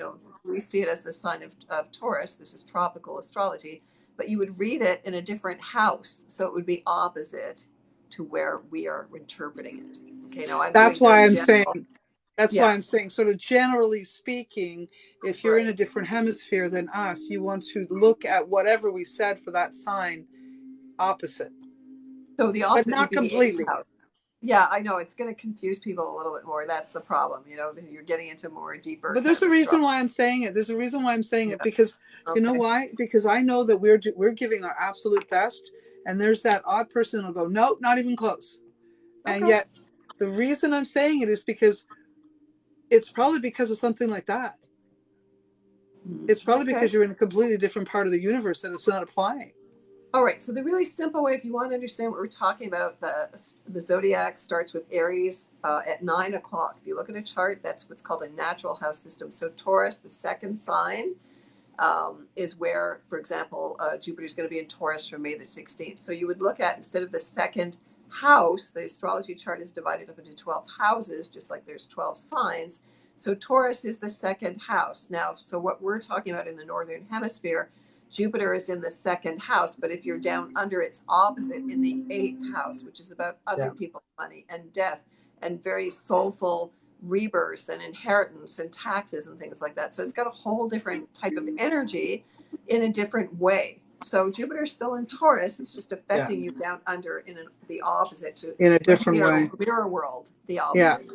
And then there's the other thing, if you're reading or listening to our interpretations, as let's say a sun sign or moon sign or ascendant, it doesn't always apply to one of them. And so I've had some people say, no, that didn't work. Not all, very few times has it happened. But when it has happened, it's usually because they're leaning on a different energy. So maybe their moon sign's stronger than their sun sign. Yeah, no, and You that's know? that's why. I mean, sun sign astrology was just designed to sell newspapers. You Yeah. have to look at your own individual chart. It Yeah. is, and it can't be replicated Yeah. like millions of times. It is like your fingerprint. It's your cosmic Yeah. fingerprint. So, I'm doing my best to try to do some general Yeah. interpretations. For each sign. Because everything matters, right? Everything matters, and Absolutely. every degree matters. And so Mm-hmm. yeah, you're doing no, I'm grateful for where you're going with all of this. And I rely on my tarot cards to tell me what the Mm-hmm. vibe is. And I know about astrology too, and what the tarot card itself is about. So I sort of add that in there too. But I absolutely love to discuss this type of stuff with yourself. Oh, I And do too. And you don't, you get me started. I can talk about astrology day and night. I think about it. I dream about it. I know you do. Um, Yeah. So, for example, before when we were talking about the tarot, 2023 numerologically reduces to the number 7, and you've probably talked about Exactly. this. No, I The haven't number talked about it, but I 7. was thinking about it. Okay, because I do numerology as well. I mean, I'm Me a too. tarot reader as well. So those universal years are very, very important. So the number 7, because we're almost getting to the sign of Cancer, is called the Chariot in the tarot, and I should have some of my tarot cards ready here. The Chariot, which is related to the sign of Cancer. So that means that overall, the Chariot, the number 7, has to do with. I use the Thoth tarot here, so this is my old deck with the Chariot there. It's like a traditional Rider-Waite-Smith interpretation of the Chariot. It hasn't changed much, right? So the number 7 is a very esoteric number. It has to do with the laws of cycles. So there are 7 days of the week named after the 7 classical planets, which are called. We know the sun and the moon aren't planets, but the sun, the moon, Mercury, Venus, Mars, Saturn. That's 7. If you do yoga, there were 7 chakras. There are 7 colors of the rainbow. There are 7 musical notes. So that laws of 7, that laws of cycles is really embedded in everything, you know. 7 main metals. Yes, exactly. I mean, they just repeated it over and over. The 7 metals are, you know, today is Saturday, it's Saturn's days, metal is lead, right? I mean, Sunday is the sun's day, etc., etc. But the chariot, like, because it's Cancer, it has to do with the inner child. You mentioned this already. The inner child, it's literally the womb, it's Cancer, the ocean, representing the unconscious, representing the great mother, representing, you know, the oceans. All life came out of the oceans, the water that our bodies are made up of. I can't see what you got there. I have the chariot. Modern chariot. Okay. Chris Ann's deck. Yeah, and that we need to be in the driver's seat. Like, this is one of my favorite cards. This one, you can meditate with these cards, and so I recommend, for example, with Saturn in Pisces, for everybody who's an empath or a psychic, like we've been, you know, going through all the COVID stuff. You mentioned this before. It's been like, oh my God, we're just like can't deal with feeling everybody's fear and projections, and you know, all of that. It's been really hard. So you have to have good psychic boundaries and Saturn boundaries. I just want to jump in right that and mention that. So the chariot is traditionally, this has to do with the Jewish metaphysical tradition called the Merkabah. And if people have heard of the Merkabah, it is a 6. It's a 6-pointed star in 3 dimensions that you use as a meditation vehicle. There's a whole mystical tradition around this one card. It's called throne worship. And so what you would imagine, if you need boundaries, I recommend to people that you imagine that every morning you're putting on this golden armor, just like the charioteer in this card. And it has the 12 gemstones for the 12 zodiac signs. And you can see it's got a crab on its head there that's Cancer, right? And feeling that what the charioteer is holding here, that circle, is the wheel of karma, or the wheel of time. So you're not getting spun around by all the events in the world. You're containing it. You're holding it in your lap. So it's a very, very powerful card. I think everybody's going to need this energy and to really do this. And then there's a canopy over the charioteer. Like when Jewish people get married, they have a canopy over them that's to kind of protect them from the light. And it's just a sense of just protection, right?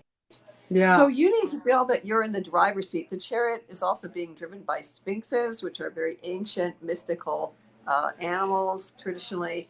And feel like, you know, I'm the one who's running the show there. I'm driving my own emotional vehicle. That's what the chariot is all about, the emotional body. We're in control of it. You know, we're not letting it drive us all over the place. We're going to know how to keep the even keel here, so we're not running off the road and, do you know what I mean? Just getting spun around by the wheel of karma. Absolutely. So, this is my life path card.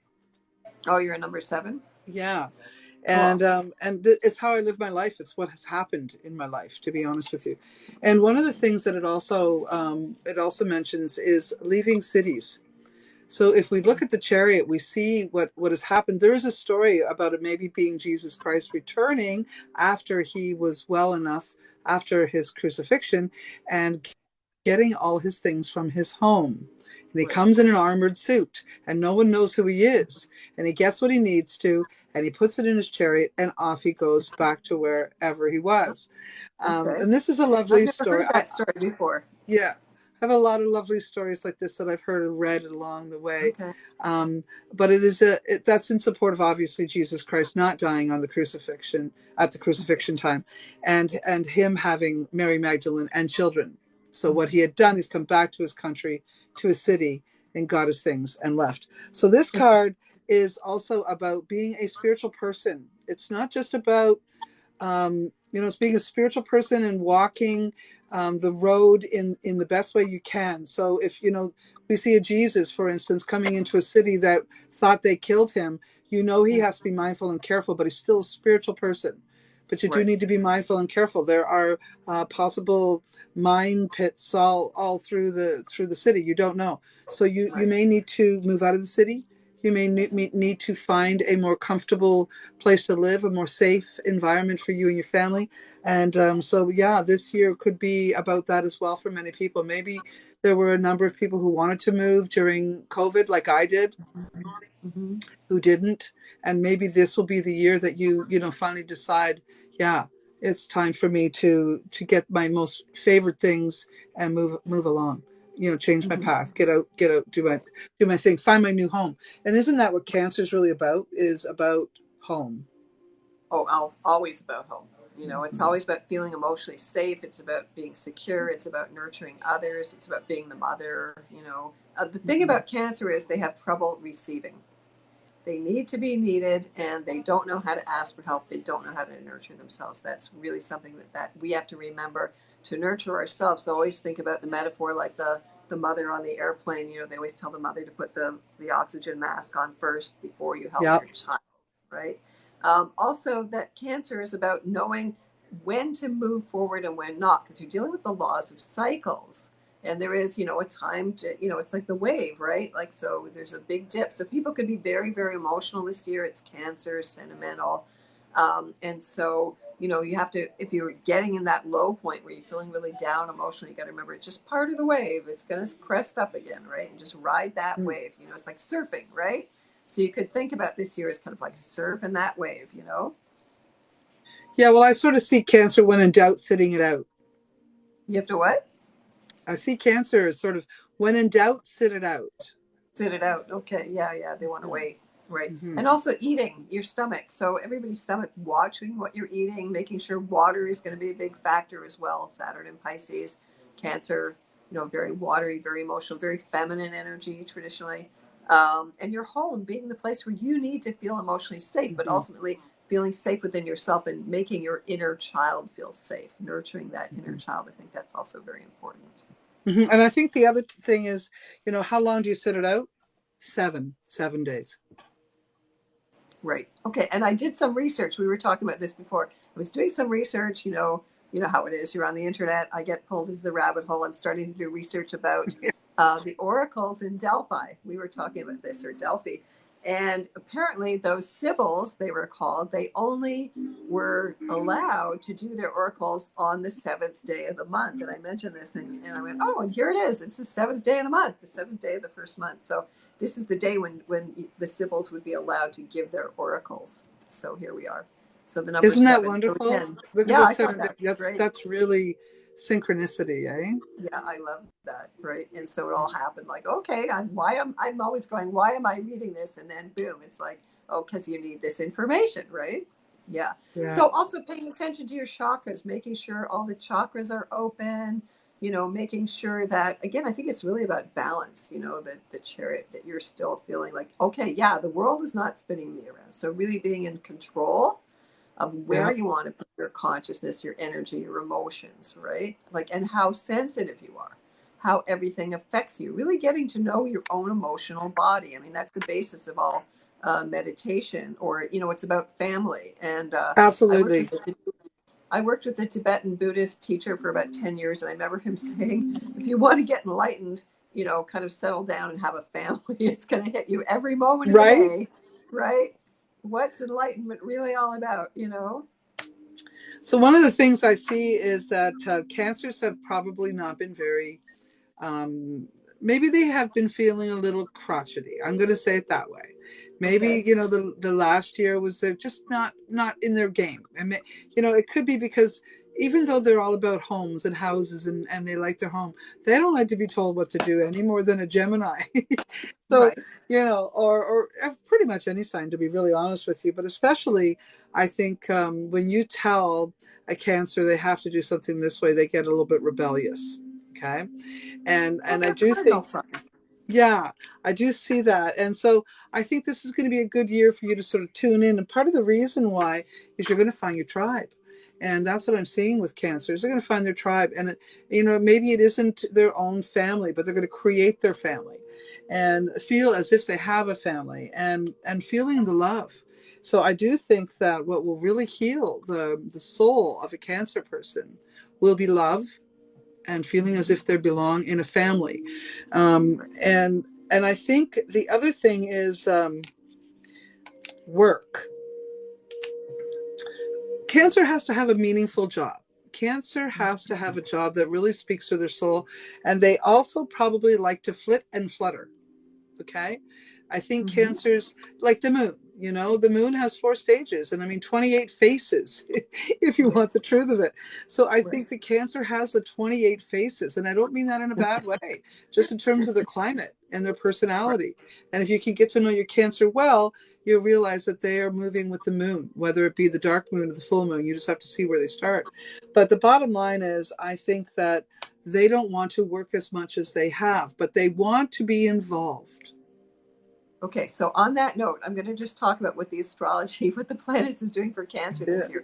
Jupiter, that planet of expansion and good luck, the feel-good planet, is in their 10th house of career and world fame. So they are going to want to expand their career. They want to get notoriety. They could get promotions. This is Jupiter opens the door, ask for that promotion, trust, have faith, all of that. So that's a good thing for Cancer this year. Yeah, your job needs to emotionally really fulfill them. It's got to feel like family. Do you know what I mean? Like they just want, I love to go to work because I'm going to take care of everybody. That's right. Or they won't want to go. Or they won't want to go. And they also want to have a job where they can come in and out a bit. Right. Because, so they may do better if they have more than one project. Right. Mm-hmm. Okay. Jupiter and Taurus in their 11th house of wishes, hopes, and dreams. So they're making new connections. They may be revolutionizing the way they communicate with groups of people or organizations. Saturn in Pisces is in their 9th house of adventure and long travels and higher education, optimism, philosophy. So there may be a big expansion mystically in their lives. I mean, Pisces is a water sign, so Saturn in Pisces will limit and test Cancer, but bring a lot of maturity as well. So they may want to go back to school. They may want to make a big move, move their home because their home is everything. Always Cancers like to be near water, of course. So Saturn in Pisces, very creative. So working with watercolors or anything that expands your imagination, photography, singing, music, all of that. A lot of 11th house, Uranus and Taurus in the 11th house. Again, working with groups, new organizations, implementing something new. Neptune and Pisces in their 9th house. Again, a lot of this on adventure, learning, justice. Pluto and Aquarius. So at the beginning of their 8th house of mysticism, inheritance, soul journey, deeper in the soul journey is going to go on for the next 20 years. And then Venus retrograde in Leo in their 2nd house of money. So they could recoup some money for something that they've done or get a benefit from something that they really love to put their heart into. Again, that sense of drama, playfulness. Leo is the sign of the child. So it could be also very fertile as well for Cancers. And just, happy, fun, joy, like Jupiter and Leo. You want to have fun. You want to play with your inner child every day. And they love to make art and they love to sing and they love to play, dress up and, like more of that playfulness in their lives and in their work. And I see that Cancer energy is very feminine, even if you're a man. I see it as very feminine kind of an energy. And I think there's going to be some revelations for the Cancer this year in regards to inappropriate relations with male energy. So I think the feminine part of the Cancer is going to squawk about being oppressed, squawk about being controlled or unheard or not appreciated. I think some of that stuff's going to come, and Cancer is going to kind of draw that line and put some clean boundaries and make sure everybody knows where she's or he is at. So because I got them being very cautious around male energy. I'm not sure what that's about, but something's going to stir the Cancer in 2023 regarding fatherly or male energy. And maybe a backwash. Saturn is the father. Saturn is the father. So there could be some old karmic issues from childhood or emotionally you're remembering something that happened to you, maybe some kind of abuse or just having more boundaries. Saturn and Pisces, boundaries, which is a good thing. There are healthy boundaries. You need that, right? Yeah, so I see Cancer really standing up and taking their power and putting it where they want it. It doesn't mean that they can't be gentle and soft and loving. They can and they will, but this is going to be a good year for them taking their power and putting it carefully around them. Right. Yeah, no, I would say that. So, like wrapping yourself up in your own emotional security. Yeah. Right. And that's, I'm in the driver's seat. I mean, the Chariot also, speaking of Cancer, is a sense of a victory lap, right? There's also what does that feel like, to have my victory lap? I think that's an important thing for everybody to think about, right? Well, and then if you think about too, with Cancer energy being the moon and 7 being the energy of the year, we have Cancer being highly supported by the Chariot. So, whatever it is they want to make happen, they're going to have the reins. They're going to be able to make it happen. And I'm really happy to say that, because I've had a Cancer come into my life recently, and I'm really grateful for them, because I do think they're brilliant and they're hardworking. They don't want to work hard if they're not happy, though. If they're happy, they will give it all they have. And I think they're brilliant, and they're very capable of making a lot of money. Well, they love to nurture people, Mm-hmm. so that's a Cancer. They're nurses, they're work with children, food, housing, even interior design, anything that makes Yeah. people feel emotionally safe. That's what Yeah. Cancers want. So they're like the mothers, I mean, really, we all need the mothering, the Mm-hmm. mothering instinct, Yeah. and they work well from home, even though they because it's Cancer, right? They don't really want to leave their homes in some ways too, right? Yeah. Yeah. So I That's think why it's they going to be a don't. good year. That's why they don't want to work that much, unless they're working with their family or working with that. Then they don't mind leaving the house.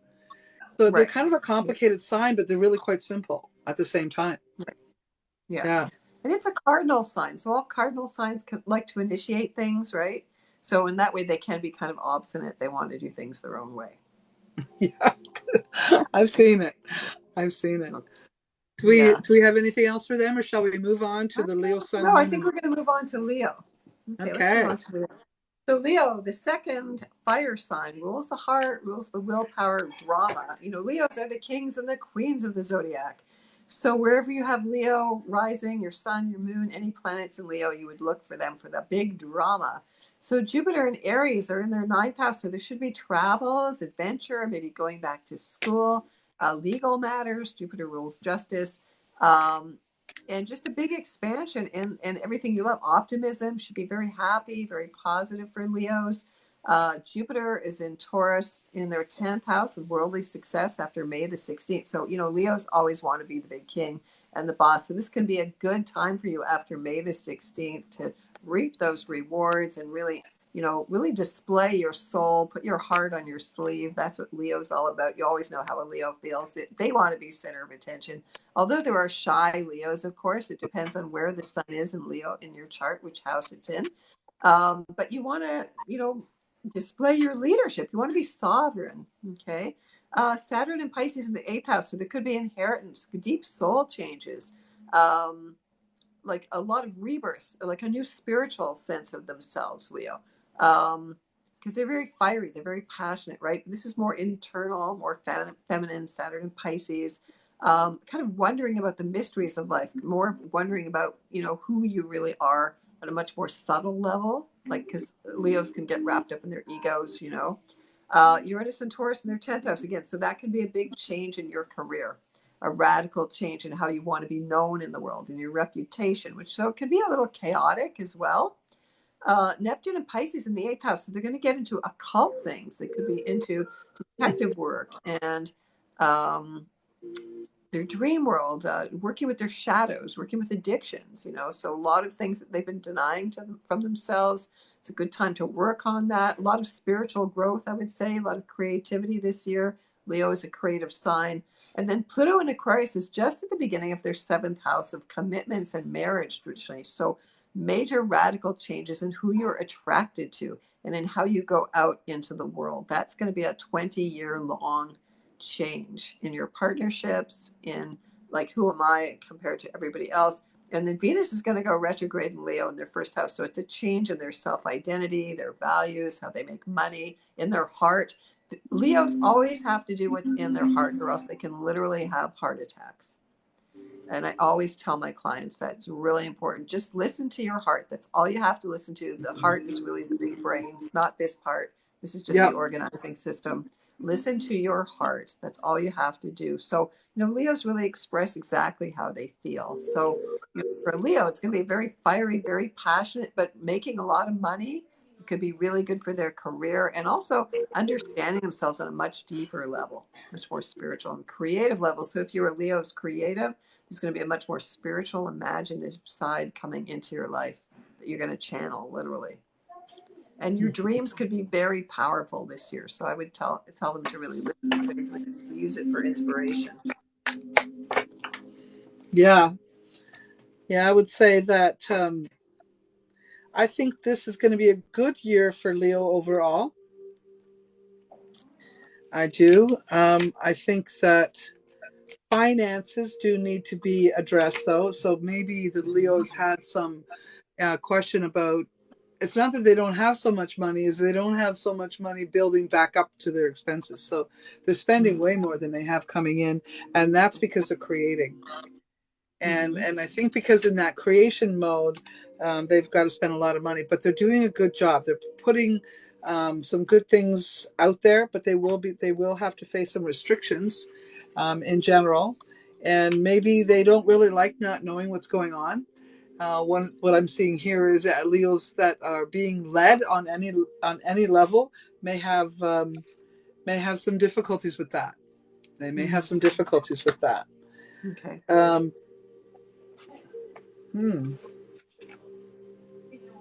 Yeah, I think they have to watch debt because Neptune and Pisces in the 8th house, you could be losing money. You could be addicted to something without realizing it, or the money's just disappearing somewhere and you don't even know where it's going, right? Or you're overspending on something and not realizing that you're kind of caught in this shadow here. So I think that's important. And you'll have to take responsibility for that. That's really important. Yeah. And you'll have to take responsibility for your actions. You know what I mean? You can't deny it. You can't sort of go, oh, that's not me, you know? Yeah. It does look like there might be a spendthrift when it comes to maybe eating out or buying certain things, maybe not. Maybe they need to be a little more budget wise and take a little take a lunch to work, for instance, that type of a thing. Could be that simple. It could be simple things like that, just to sort of scale back. Yeah. The other thing is, I think they want to be more active in the world. They probably want more travel, but won't be able to do that. And I think that's going to depress them or make them sad. And I think that could be maybe some of them who want to go, let's say they want to go to California. They can't because they need to have a vaccination and they don't have it, or something like that. Those types of things I think are going to be seen in this year. Limitations, restrictions, those types of things, and it's because of their own decisions.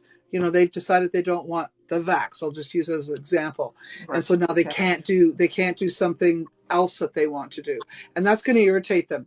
That's going to aggravate them, and this might put them in a position of being very involved in what we were talking about in terms of the revolution. So, I mean, if we could do sort of a Zodiac mileage mark and see who's who in the revolution, we may find a heck of a lot of Leos. Well, the thing about, so Leo is getting through like the last 2.5 years of Saturn being opposite their sign. So Saturn has really been pulling the reins and restricting them. And now with Pluto in Aquarius, Leo has to get off the throne. They have to realize I don't have power unless I share my power. So that's really what Leo has to look at right now. Yeah. You know what I mean? Like otherwise, you know what happened to the kings, the queens before. So if you don't get off your high horse there and realize that you don't have any power without everybody who helps you get there, then it's not going to last. And I think that just starts to dawn on them. Yeah, absolutely. And the other thing is, I have a feeling many Leos will find love this year. Many Leos may find love. And especially if you Leos have been sitting around without that love and, being the pouty kitty, I think this year you're going to get some action and it's going to make some really nice changes in your life. And again, though, there may be some difficulties. Let's say you're falling in love with someone in the States or another country. And again, maybe you're not vaccinated. And again, you can't go. This is going to peeve you off. So I would say that, Venus is going to be in Leo for a long time. So Leos are definitely going to get the love this year. So Venus enters Leo around June the 5th or so, and it's going to be there until October. So that's a long time. So, definitely a good year for Jupiter's Leos to make money. to get the love, to start a new relationship, to really open Yeah. their heart. And they have to, Yeah. there might be some heart healing that they really need to do as well. Yeah. You know, That could be why the delay is there, eh? That yeah. could be why. And you're right, especially with the money too. So that maybe the year starts out where you don't have the love and you don't have the money that you want. But I'm going to say with a little bit of kick-ass Leo style, you're going to get exactly what it is you want and what you need by the latter part of the year. Right. So also when you're talking, Tamara, what's coming to me, I'm looking at what I've written here, and now I'm realizing, okay, they could be bitter, and they have to be careful not to get bitter, not to get hardened. You know what I mean? Like your heart's Yep. been aching or hurt. You don't want to shut it down so much that you go, you Yeah. know, like I can't open it up anymore. You know, and you're gonna have to be compassionate with yourself as well. Okay. Yeah, So and remember the old days, you know. So if you did turn into a crabby Leo, if you did, and then you got to catch yourself and you got to recognize, you know, where do you want to put that fire? What do you right. want to put that fire? And I think the problem has been that many Leos haven't been being loved the way they need. And that's what I think the last few years have been for many Leos. Well, you know what? Leos like to have fun, and it hasn't Yeah. been really fun. So It's I been think it's going terrible. to dampen their spirit, like all the Yeah. fire signs, you know, right? Yeah. But they can get really down, you know. So Yeah. like the Leos are going to feel like, oh, life isn't fun anymore. Like I forgot. I know what that feels like. You forgot what That, it's like to have fun. You've yeah. forgotten to be Yeah. joyful and just feel like that inner child and just happy. Yeah. So kind of coming back into that Yeah. joy of just, I'm alive. How wonderful is that? Yeah. Let's party. It's life's a party, you Yeah. know? And this is the Knight of Wands, and that's what it's all about, is, you know, really Yeah. super living life and being passionate about it all. And Yeah. there's even this, I got some interesting cards. Leos, you maybe have been very reserved. Well, it's time to stop being reserved. So Right. if you know, be risky. I don't even want to say what I'm seeing, but just be risky. Be risky. Let the playful you have some time on this earth, Leo. Yeah. This is time for the Leo to have some fun and not be worried about gossip and not be worried about other people's opinions and just go do you and don't tell anyone. How's that? Right. Yeah. Yeah. Like get Right? back to your authentic self. You know what I mean? Exactly. Yeah. Exactly. But Leos, I will say this, it might be many of you have experienced a bit of depression, and it could be the whole thing that we've just experienced. But I would like you to look into it. You know, what do you need to do to help that? If it's as simple as going for a walk every day and getting some sun, do it. If you need to get a SADS light, go ahead and do that. If you need to take vitamin C, if you need, you know, what is it you need? Vitamin D, St. John's wort, face it, take it, do it. You'll feel so much better for it. And don't be afraid to play in a romantic way. Right. Well, that's what Leos naturally do. So I think they're going to remember who they really are. I love that. They'll remember. Yes, I'm a Leo. I like this So year. you know you're playful. You're like a big kid, right? And that's what Leos are all about. You know, Leos don't. You know exactly how they feel. They wear their hearts on their sleeves. You know, Yeah, and they do love to party. And they're like that inner child, right? It's yeah, a beautiful and their willpower. So it's the third chakra energy, right? And the heart. So it's like really very powerful, right? A lot of yeah, strength, the card of strength in the tarot, right? So yeah, courage, daring. You know, we need all that, right? yeah, for sure. Yeah, I wonder too. I was thinking about people who have Venus in Leo, and Right. they're probably going to be the first ones that get the guy. Yeah. But then they might, yeah, I don't know. Venus Or is the Mercury. girl. I don't know. Well, I'll just get another guy, right? And Well, change there's partners, that. that, There's right? that. That's Right. wonderful. Good news for the Leo. Yes, yes, yes. Thank you. Yeah. Okay, so Okay. now we're looking at Virgo, eh? Virgo. Okay. So the perfectionists, the zodiac, right? The hard workers, the little OCD people.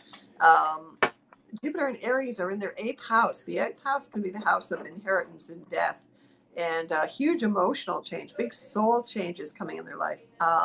So that can be the death of some cherished ideal, is what's coming to me. On May the 16th, Jupiter in Taurus grounds you. You know, you're an earth sign, so when other planets are in the similar element, it's very powerful for you. It's in your ninth house again of travel and education, optimism. So, you know, Virgos may want to go back to school or get a higher education to improve their work. It's also changing your humor. You should be feeling more grounded in your body and more humorous and more positive. Virgos tend to worry a lot. Saturn in Pisces in the seventh house of relationships. So this is where you want to find your soulmate. Okay, this is where you turn the reality of what you've been dreaming out into the world. You take that out into the world and you test it against the reality. And so for Virgos, might be a little confusing because you're so realistic, but to be balanced, you're going to have to let that spiritual, that creative, that imaginative side, and also realizing how spirit affects reality, right? So your thoughts, your emotions, especially, can affect your health and how you do everything. It's not by nitpicking and organizing and criticizing so much. So very creative. Again, Pisces, Saturn and Pisces, time of expanding your imagination, your dream world. That can become very real and tangible. Again, new relationships and partnerships coming in after March the 7th. A lot of ninth house, again, learning, publishing, teaching, traveling, changing your old patterns. Neptune and Pisces, again, yearning for that soulmate, like suddenly you're going to feel less practical and more about, well, if I can imagine it, it's going to happen. Even though my brain doesn't want to believe it, but I'm going to operate on a new possibility here. And then Venus is retrograde Leo in their in their 12th house. And that can be the house of self-sabotage. And Virgos, because they're so perfectionistic and they get so nitpicky, I think they have to realize that they're their own worst critic and deal with that. And really turn off that inner critic. It has a place, but you can't let it run your life. You know what I got to back that up is 100%. They are abusing themselves. They are taking the place of their abusers. Mm-hmm. Yeah, that's an important point. They are actually mimicking their abusers, and they need to stop being so harsh with themselves. And they need to take more opportunities. They need to be more confident. They need to take more leap of faith. I got the Chariot card for them in reverse. So this tells me this year is going to be one of their hardest years. So they're not going to jump on the Chariot and get away. They're going to jump on the Chariot and have an accident. And I don't mean it so literally, but in a way where it's sort of like their Chariot has that particular extension in their life has changed. So the cart has turned over. Okay. Mm-hmm. So if something's been going along this way for a long time, Virgo, you're going to change it. It's going to flip over. And it's something completely unexpected, but something you might have thought of for a long time and never thought you were going to do it. This is the year for those types of changes. Unfortunately, there may be a handful of you who decide to stay in your hell. Mm-hmm. And that's a Virgo thing. Mm-hmm. But if you've got the kahunas, I say get up, fight it. This is the year of a revolution. You might as well take the internal revolution and make the changes in your home. Because as far as I'm concerned, if you're not happy there, you will not be happy in life. Right. Well, I think, also that Neptune and Pisces, they're going to have to deal with the projection of everything that I'm criticizing outside of myself, is just really seeing how you do it to yourself. And also that sense of, what do they call that? There's a name, where I identify with your, like your betrayer, and so dealing with that Stockholm addiction. syndrome. Yeah, Stockholm syndrome, dealing with your OCD, dealing with, you cannot control anything.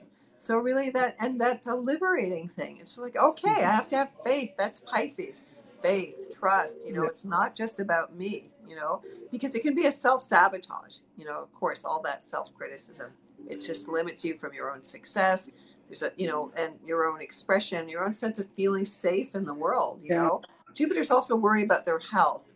And so it may be a good year to change your diet. And again, realize that vibrationally, everything you eat is affecting how you feel and where you work and everything around you, just really expanding your perception of all that, right? So everything is not so concrete and hard and tactile and I think the biggest problem for put in boxes. I think the biggest problem for Virgo will be financially being able to finance their thoughts, to finance their wishes, their dreams, and the confidence or the lack of confidence around the finance. And I'm kind of surprised because, I always thought Virgo to be a really super smart, business savvy type of person. But I think what we're seeing is when we're talking about those people that have have forced themselves to live out lives in unhappy situations, it's in their mind that they don't have enough money to manage. I think that it's just a fear or lack of scarcity that the Virgo will have to look at and face. Because I think they have skills. I think they have strengths. I think they have, if you were literally thrown out of the house that you're in, Virgo, I think you would be the one who lives. You'd be the one to manage it. Oh yeah, they're So I very think, practical. They get the yeah. job done, you know. Yeah. Mm-hmm. So I guess the biggest thing is confidence, and this is why I'm saying I think this year they'll face that inner demon that has been abusing them all along. Sort of the good guy, bad guy. What do you call that? The angel and the devil sort of thing on Right. your shoulders. Yeah. They've been listening to the devil just way too long. Right. Yeah. And it's Devil's time in the to, details. And yeah, Virgo's all about the details, right? There you go. right. That's exactly what's happening to them, and I see this as a very good year for them to shift it. But I did say, and I'll say it again, you could be that Virgo who decides to stay in it. Well, if you do decide to stay in it, then I'm going to say you need some counseling. And I'm going to say it loudly, you need some counseling. And that's because you have some mental health issues, and otherwise you wouldn't stay in it. You would not. So I'm saying it out loud. Yeah, I said it here, and I said it somewhere else, and I got 1.7 million views for that. Right. That's a fact. Yeah. Yeah. Yeah. Well, the other thing about money, I just want to mention that because if we're dealing with like Virgo being the first house, the solar eclipse October the 14th is in Libra, 21 degrees Libra, actually in their second house of money and rebalancing things. It's Libra is the sign of karma. So that might be a big time when they come to a realization. A solar eclipse is a realization that I'm totally out of balance here. I need to change the way I view myself in partnerships because that's Yep. Libra. Yep. That's good to know. When's that? When's that going to happen? Did you say That's May? October the 14th. October. October the 14th. So they got to put up with the whole year before they get to that. Well, not necessarily, I mean, um, Venus and Leo is in their 12th house. So they're going to really need to do the therapeutic work there, but where they're hiding their heart, where their willpower, you know what I mean? All of that, like you're saying, it's endings, it's completions, it's dealing with their OCD. That's really what I wrote here. You have Right? to deal with that fear of the Yeah. world, kind of, Yeah. They're micromanaging the world too much, nobody's perfect. We're human It's the beings, truth. right? That's what it is. That's what it Yeah. is. It's micromanaging. They're worried. They're so worried. Their inconfidence is making them unable to go forward because they can't control everything.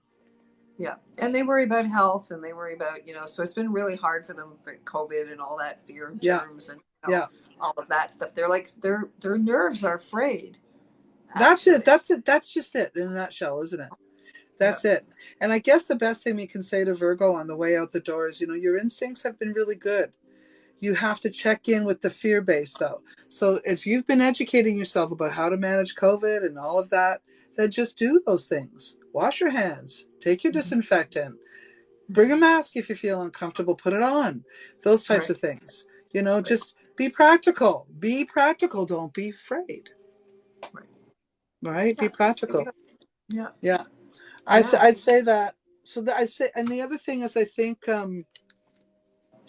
there's a selection of Virgos who have been very selfish. Am I going to call it that way? Okay. Selfish. I'm not sure why. Is it because, and I'm wondering, is it because Virgo ascendant is often in this deck in a lot of this hemisphere, and a lot of people it's in the Aries house? Is that why? Well, Virgo to me is like the most popular sign, right? And they're just very grounded. They're humble, you know what I mean? But they are like they got to control everything, and they got to micromanage, and they numbers and facts, and they're very intelligent, right?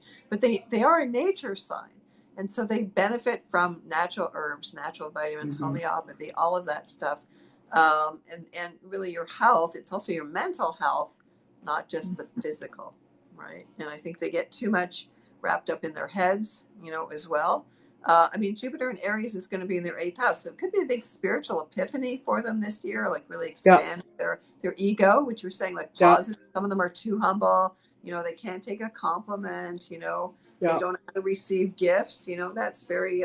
It's poverty. Traditionally, Virgo is the sign of the servant. Traditionally, right? So there could be a lot of maybe what's the word? Intergenerational trauma that they're Yeah. carrying. That has stopped them from putting themselves out there. And that's what I'm Yeah. saying. I think this year, those people who have been isolated, who have maybe been self-focused, selfish, however you want to look at that, you're going to step out and you're going to look at stepping out because you're going to realize you're not happy. You're not happy living the way you're living. And so Virgo, I say that, you know, this is the year for you to shake that shit up. It really is, you know, and don't be afraid of it. Don't be afraid. Step into your fear and you'll manage this. That's all I can say. This can be an extremely good year for the Virgo if they let it happen. Well, I think Saturn in Pisces is going to draw them out. You know what I mean? It's going to Yeah. help them to realize the pull of their spirit like a force. It's about trust and faith, you know, and you can trust that the universe has your back, you know. Like worrying doesn't make it any better. You know, that's an No. old-fashioned belief system, right? Well, you You're know, going to one of the talk about things for sure Virgos, is we can look at, yeah, I got a little bit of fire going on here. We can look at, you know, the universe conspiring for us as opposed to against us yeah, just as easily. right. Yeah, you So, know that book, that astrologer, Bresney, what's his name? He wrote a book called Pronoia, the opposite of paranoia, and it's all about positive. Rob Bresney, his name. It's really great. Pronoia. Yeah. I love that. Yeah. I love that. Okay, let's take a moment. We're at the halfway mark and we're going to be doing Libra in a few minutes. I just Okay. want to take a second and open my windows because I just smoked myself out. Okay. Just give me a second. Okay. All right. And maybe you want to get a drink. I don't know if you need a drink, Tara. Okay. Yeah.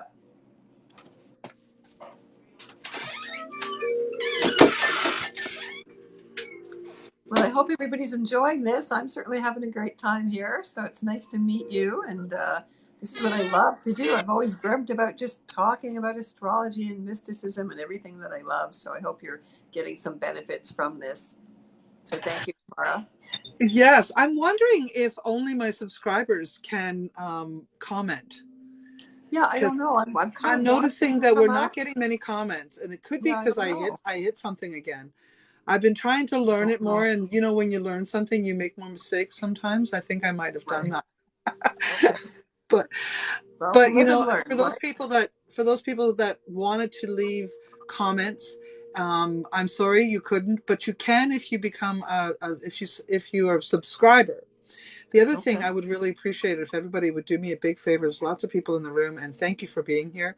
I'm Tamare White-Wolf, and this is my friend Tara Greene. For those that don't know, we're both psychics and astrologers, and we are here to give you 2023 as it is, the real deal kind of thing. And so we're doing our best. We hope you're enjoying it.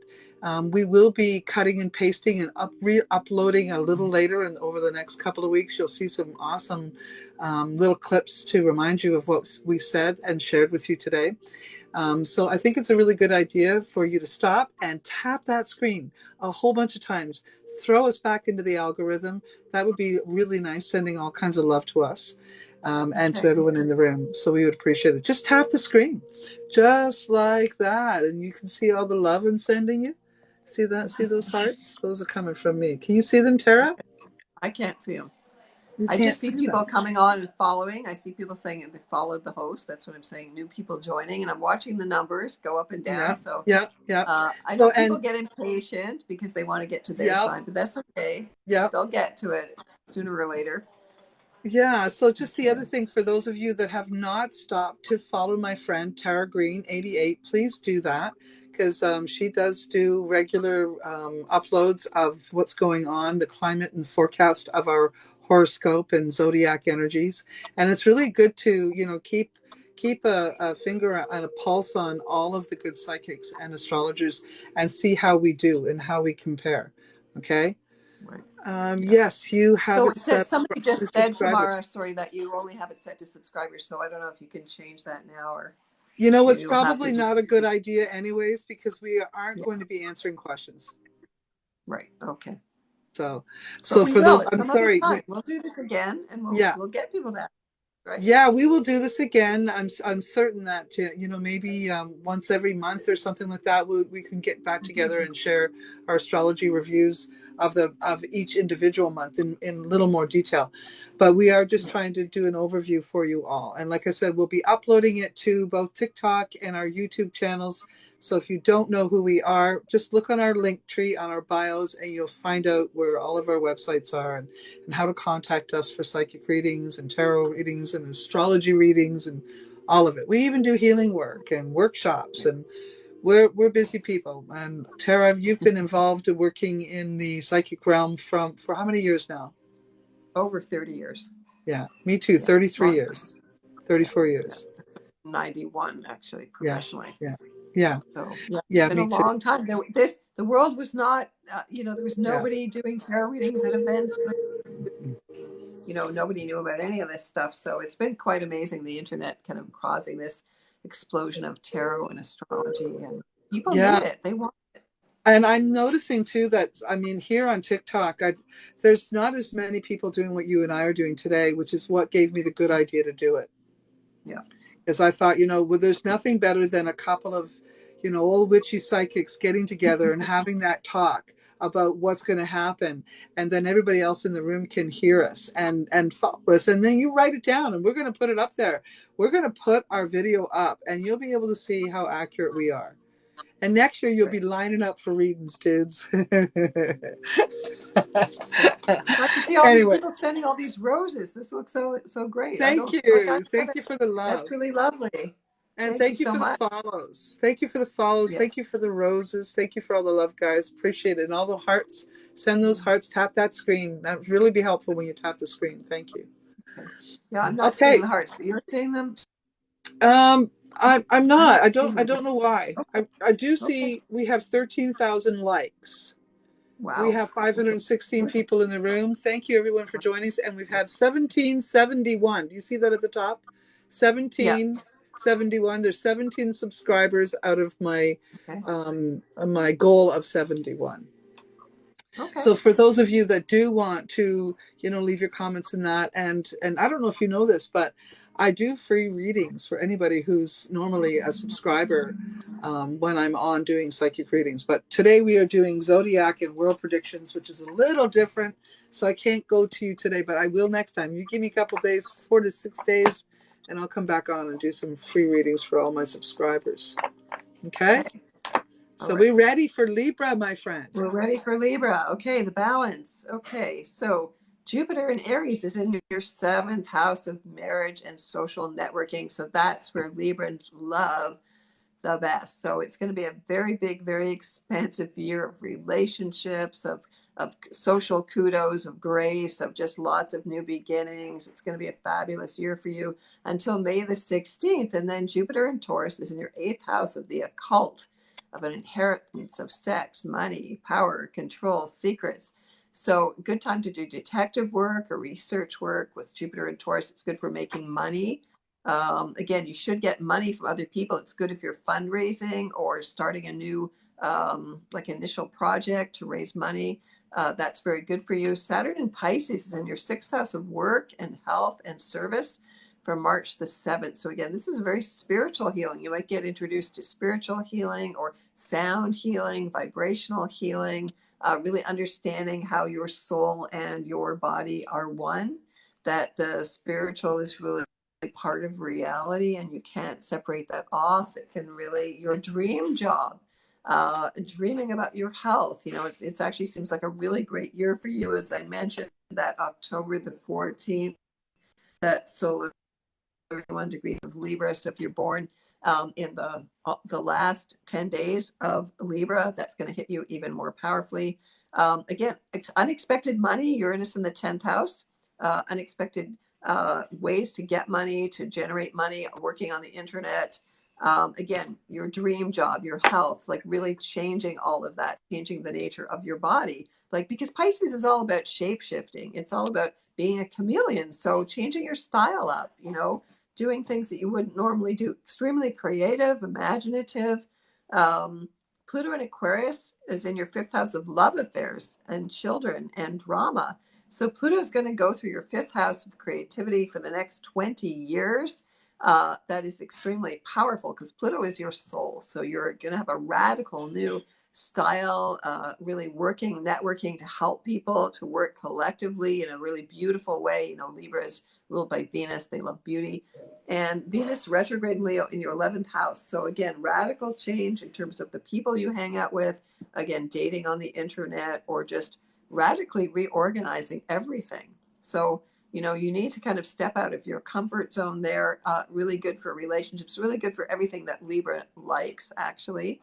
And again, a job or work where you can give back, where it's more charitable, more compassionate. Also, sixth house is pets. So if you've been wanting to get a pet, you still haven't, that would be a good time to do that. And also just, your health, your being of service to people. Again, what is your dream job?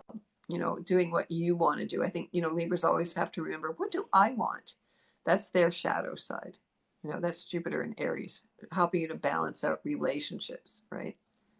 So I think that Libra would benefit well by speaking more to friends. I think they keep their circle super small, and that has caused them to, I would say, how do I say this? I think a lot of Libras maybe have friends in their life that speak the same language of them, when really what would be beneficial at this time for a Libra is someone who's going to challenge them. Because the Libra will get the support. If they're nagging and they're being grumpy and they're not happy, they're going to get their bestie to line with them. And that's not going to help them get out of the funk. So what they're going to need is someone who's poking their buttons and pushing them on a little bit. And I think that's really important. I really think it's important for the Libra to take more time with opposite views. Literally, I guess it's perfect for the Libra too, because I do. Okay, go ahead. You want to back that up? I know. Yeah, I just want to mention something here. There is going to be a solar eclipse at the last degree of Aries. So Libra, Aries, they're opposites. I just want to mention that because it's any planet or event at the last degree of a sign is considered karmic. It's considered like the most intense. So for Libras, this can be a big change in what you were just saying, right? And really defining themselves in a new way, with really breaking away in a new way. And also for Aries, if you're born at the last day of Aries or Libra or even Cancer or Capricorn, you're going to really feel this challenge to break away, to break free, to really define your own self in a new way. Yeah. Yeah. And I think it's a good thing for Libra needs to do that. Libra needs to do that. They really do. It's time they fought for themselves. It's time they identified what it is they want. I don't think they know. I don't think they have really looked at what they want. Right. Yeah. And is this a Venus thing? Because Taurus is going through the same thing. Yeah, maybe. I mean, they're both ruled by Venus. Venus rules Taurus and it rules Libra. So that's the common denominator there, right? And so I think also when Venus is retrograde in Leo, it's going to radically change how they view the world and how they interact with people. And, they're always, I don't know, 6 of one, half a dozen of another. That's the nature of a Libra, right? They want everyone to think they're nice. So maybe this is the time when they go, well, I can be a little not nice at this point and just try that out and see what happens. You know what I mean? I don't have to please everybody. They're going to get maybe fed up with, people please till like I'm sick of it up to here. You know what I mean? Well, this is why they have those friends that agree with them with everything they say, because they need that. Right. But it also keeps them in their fun. Yeah. At some point they might find that superficial. Like, how come, and I need a challenge. That's Jupiter and Aries.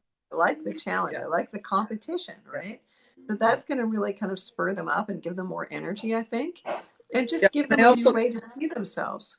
I also think that they're going to share their irritation with the right people.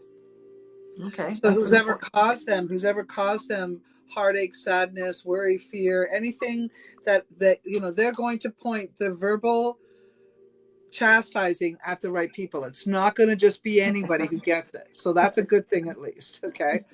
So I do see them dealing with that. And another sign that I see dealing with leadership, authority, and any kind of direction like that.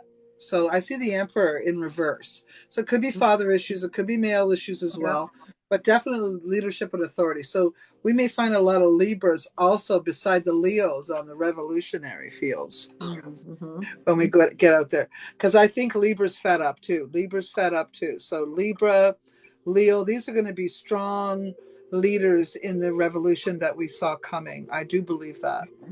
Okay.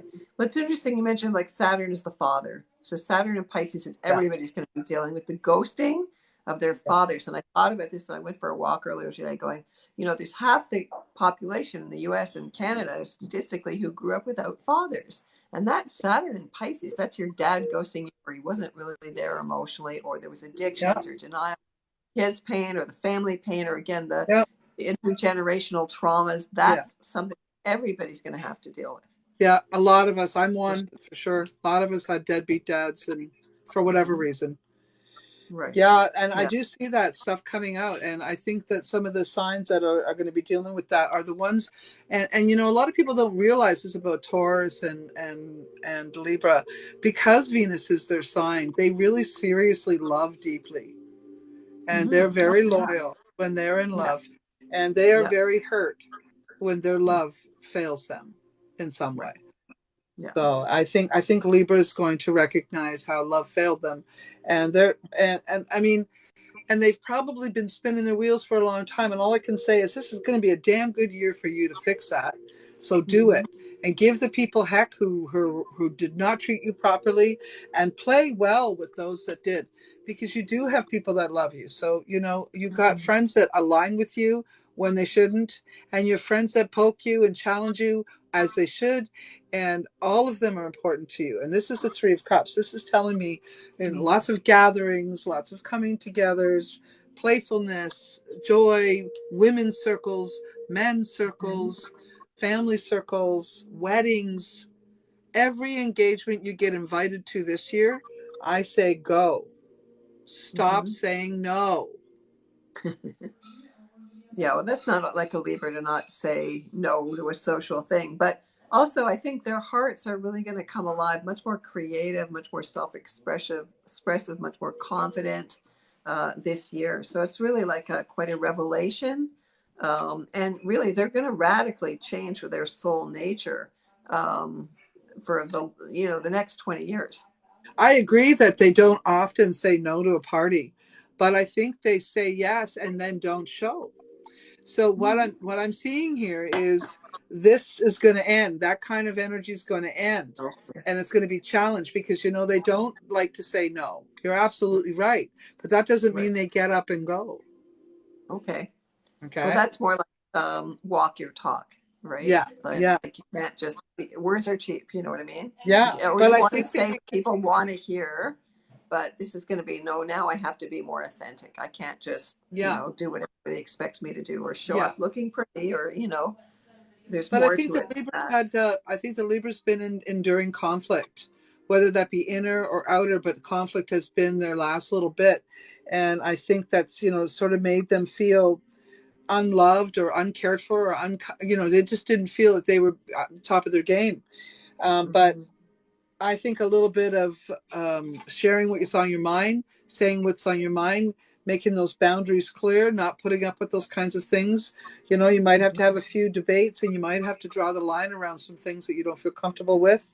But here's the thing I want to end with, which is the nicest thing. So part of you has not been feeling like being very giving or very kind. That isn't normal, but that's what's been happening because of this energy that you've been experiencing. Well, something's going to change it. And this is a good thing. So this is a lover's card. And the lover's card is not just about finding a romantic love, but it's also about finding a love for yourself, and a passionate expression, a passionate expression for you to have in your life. And I think that this year is going to pull that in for you. And you made mention to it about them finding maybe a job they liked, or some sort of activity that they like. So I'm going to say absolutely agree with you there. Yeah, absolutely. Right.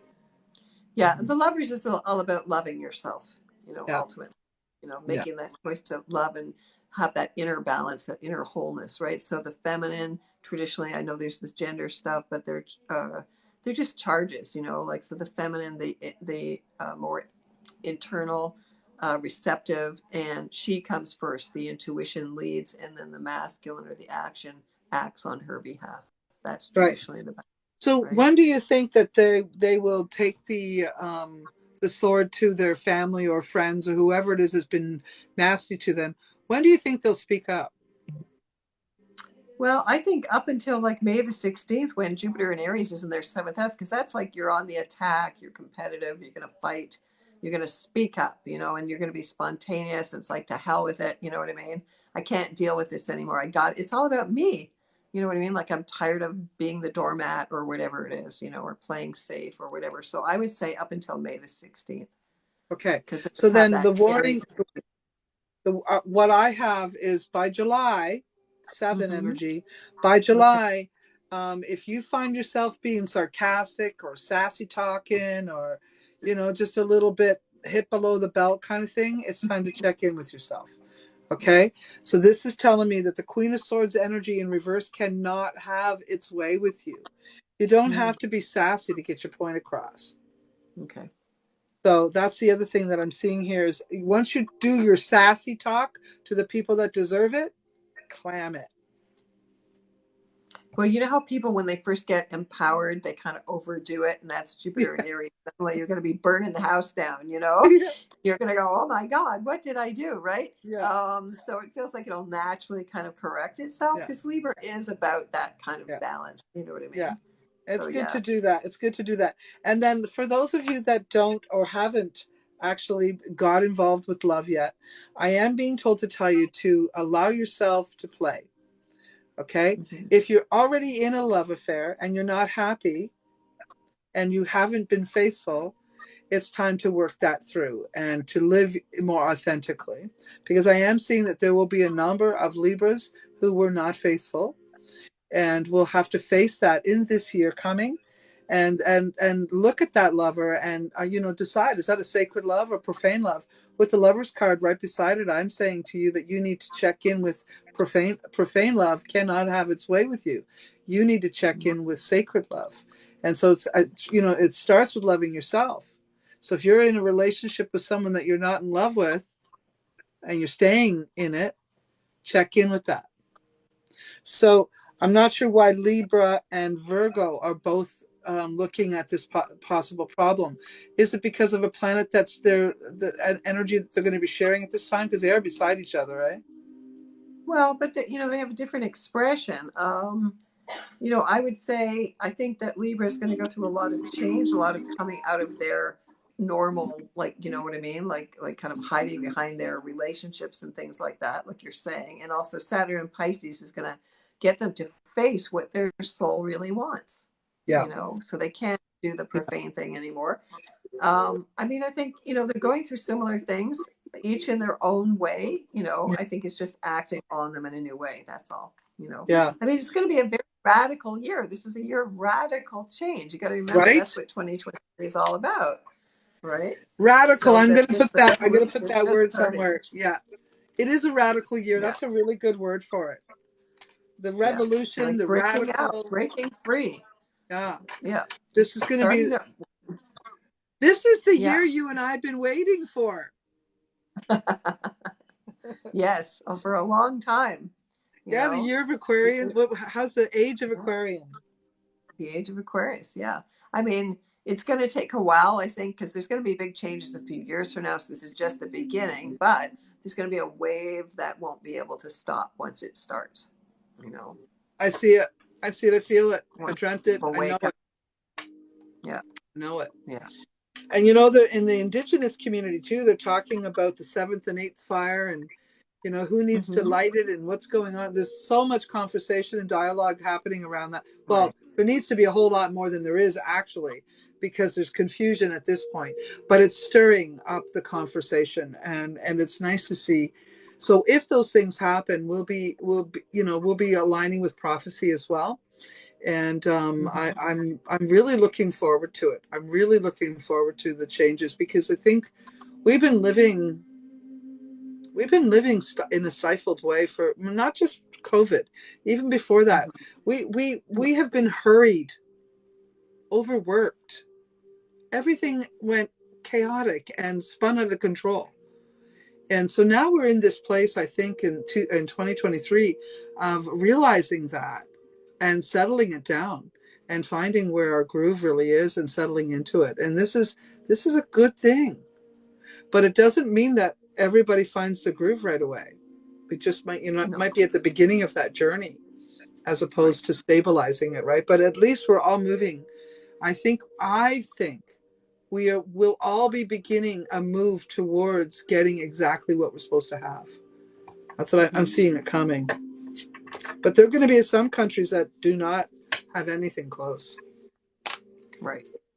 Well, also the thing about Saturn and Pisces is like suddenly the revelation that everything is spiritual. You know what I mean? Like that's going to be a big mind-blowing thing for a lot of people, right? That the reality that they thought was so stable is not, and that everything is all changing, and sort of that quantum universe energy, it's like, wow, we're all interconnected. That's the thing. Also, that to me is really exciting about Saturn and Pisces, and for all water signs this year, for Cancer, for Scorpio, for Pisces, is really that sense of oneness. You know what I mean? That you're never alone. I think this is going to be a big healing balm for people going through a lot of anxiety and feeling alone and really being forced to being alone, realizing you're never alone. We are all interconnected, really feeling that in a very tangible way. And it's very calming, actually. Yeah. And very reassuring. So a lot of anxiety, I feel like, will just kind of dissipate. Well, that's so good to hear. And I think some of it has to do with us, saying no and creating those boundaries and standing in our power and taking our power back. And I think those things are paramount for these kinds of good energies to begin again. So, anything that is fighting for our rights and for our, a good life, I'm totally on board. But at the same time, I still like to see tradition and, I like to see tradition at least honored and respected. Right.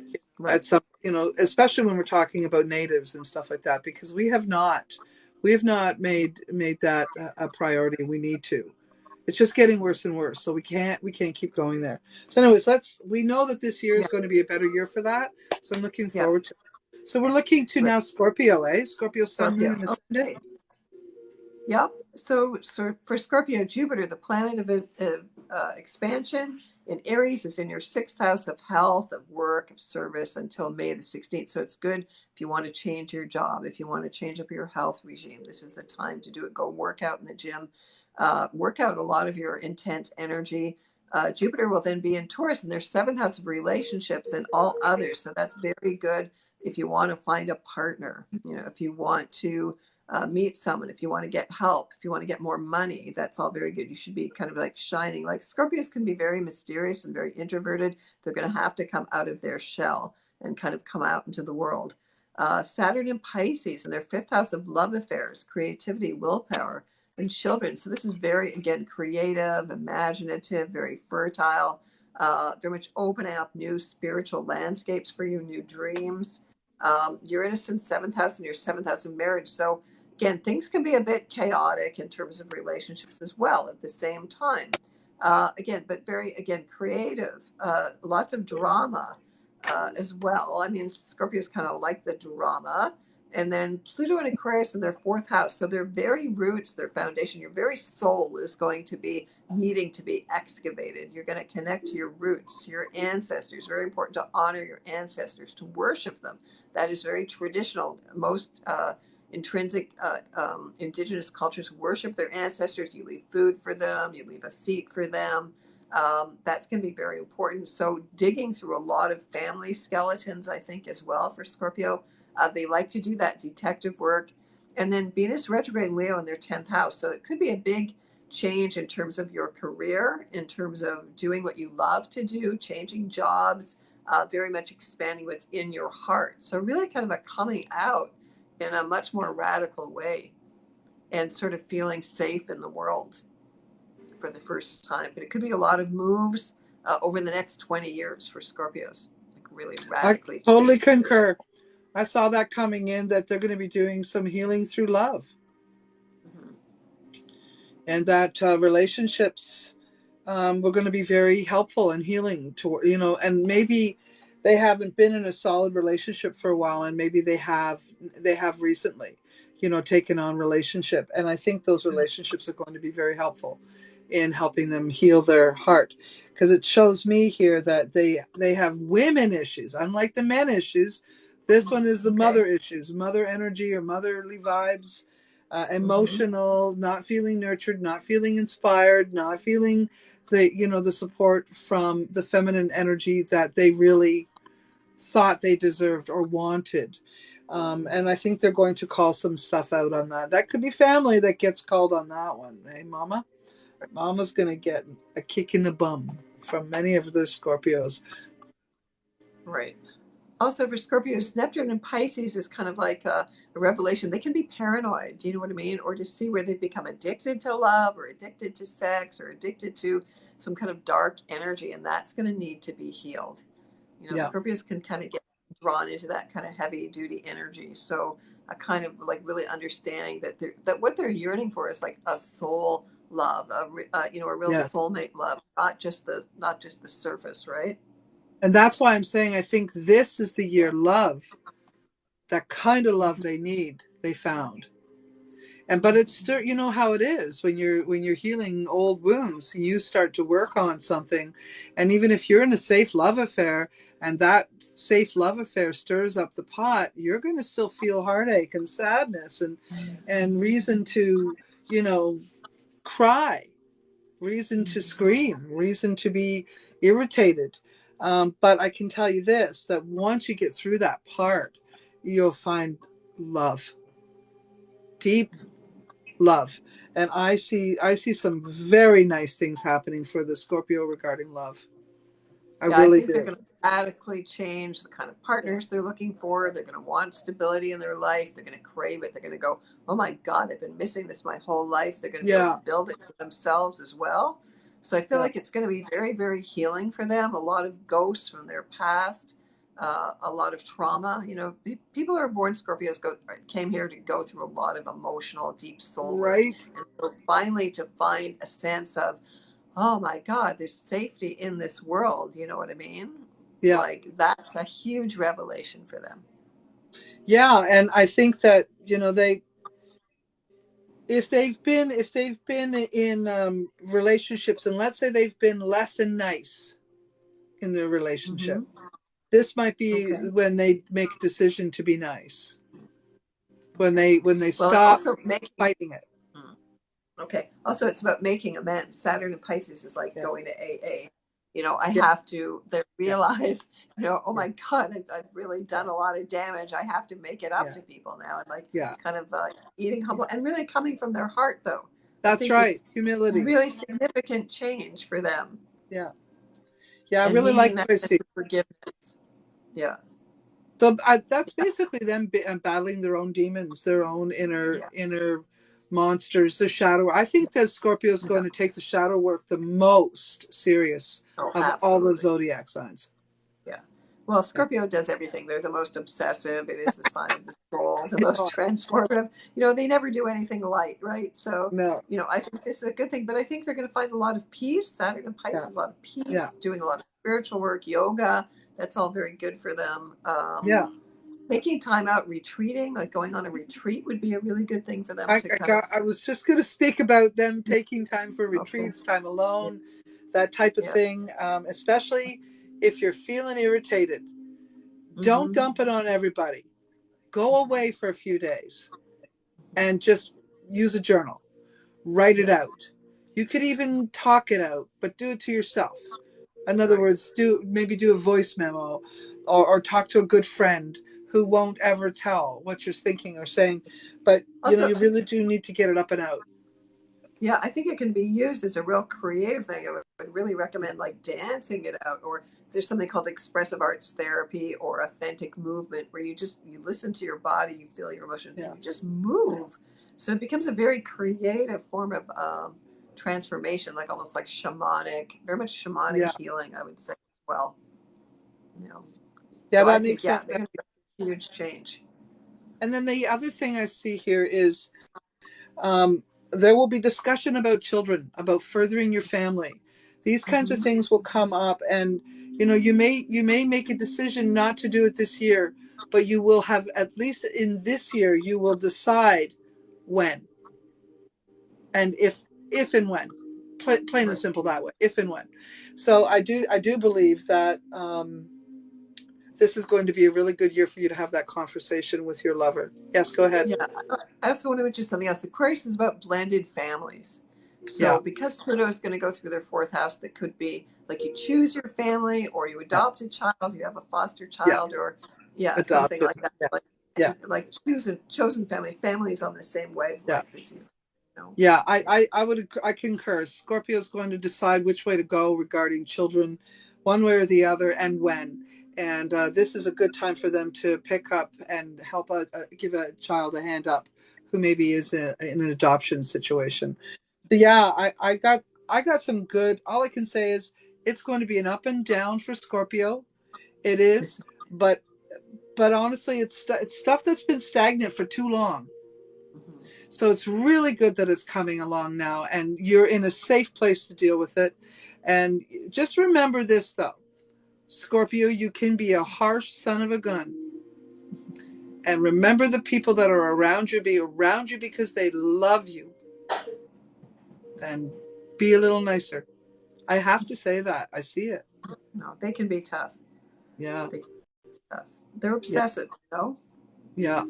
Yeah. Be a little nicer, Scorpio. And, I think you'll be less hard on yourself later when when you take a look and you have to say, "Oh, geez, I was mean," you know. But it's just because you don't want to deal with this nonsense. Why is it there? And I think it just irritates you to even have to face it, or to have to find time in your busy schedule to deal with your emotional life, But this is for you, in the end. You matter. Invest in yourself. There's another person who should invest some time in themselves, right? Yeah, well, it's very much about rebirth. Scorpio is about transformation, moving from the levels where they're the Scorpio, where they can be just on survival level, to the eagle, which is the bird that flies closest to spirit, to the phoenix. So Scorpios, it's always about, self destruction to rise again like the phoenix. So this would be a very good year for them to really start doing that, really Yeah. transform themselves. Yeah. So good Really shadow like work. So any other zodiac sign wants to pay attention to how the Scorpio is dealing with their shadows. Then you can take this next step, because it does take some bravery to deal with your shadows, and I think Scorpio's heading right into it. Yeah.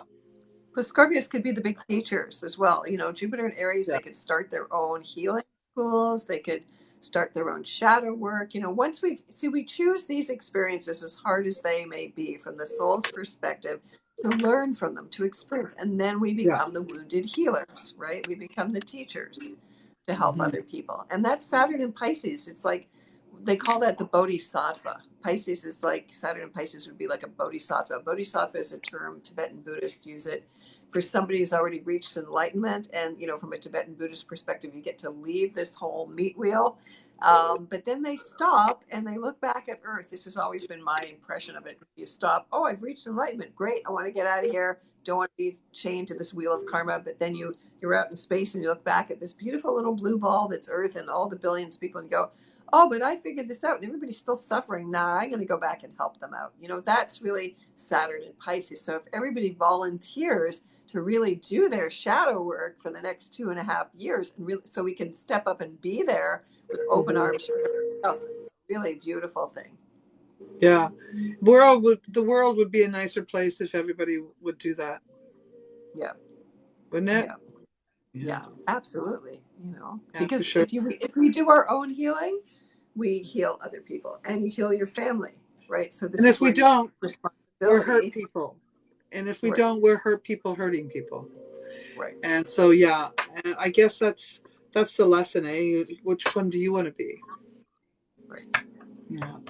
Okay, let's get on to the next one, Sagittarian. Okay. So now we're on to Sagittarius. So Jupiter and Aries in your fifth house of creativity, self-expression, children. Again, that sense of having children, willpower, partying. Life is a party. Like I think Sagittarians, I'm a double Sag. They can get down, they can get depressed. But they always have to bounce back. So this is where Sagittarians go boom, like the big rubber ball, bounce back until May the 16th, and then Jupiter in Taurus is in your sixth house of work. So your health, taking care of your health, not being too, Sagittarius can be a little bit too fiery sometimes, not paying attention. They're just running on firepower. Paying attention to your health, your work, so that you may want to change what you're doing. Saturn and Pisces in your fourth house, your foundation, your childhood, your roots, mothering, a big psychic soul retrieval, I would say. A lot of inner child work, a lot of sense of finally feeling safe in the world, after March the 7th, being the spiritual teacher as well. Especially people who've been doing this a long time, Saturn and Pisces will give you that cred, or finally publishing that book. You okay, Tamara? Yeah, sorry. It's okay. Okay. So again, Uranus and Taurus, radically changing your health routine, your diet, where you live, where you work, working with community. Neptune and Pisces helps you to actually help others, to be more compassionate, to realize that you're here as a spiritual being, walking your talk, doing what you're supposed to do. Pluto and Aquarius in the third house of communication. So really, your message is to tell the radical truth. Don't sugarcoat it anyway. Yes, you may be ostracized, but that's okay.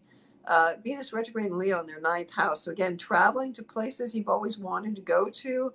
Again, publishing, really getting your words, your heart message out into the world. Lots of adventure. So I think it's going to be a really good year for Sagittarius, right? Well, I would say yes. On one hand, you were 100% on that one, but I got a couple of cards that made me worry. Okay. I think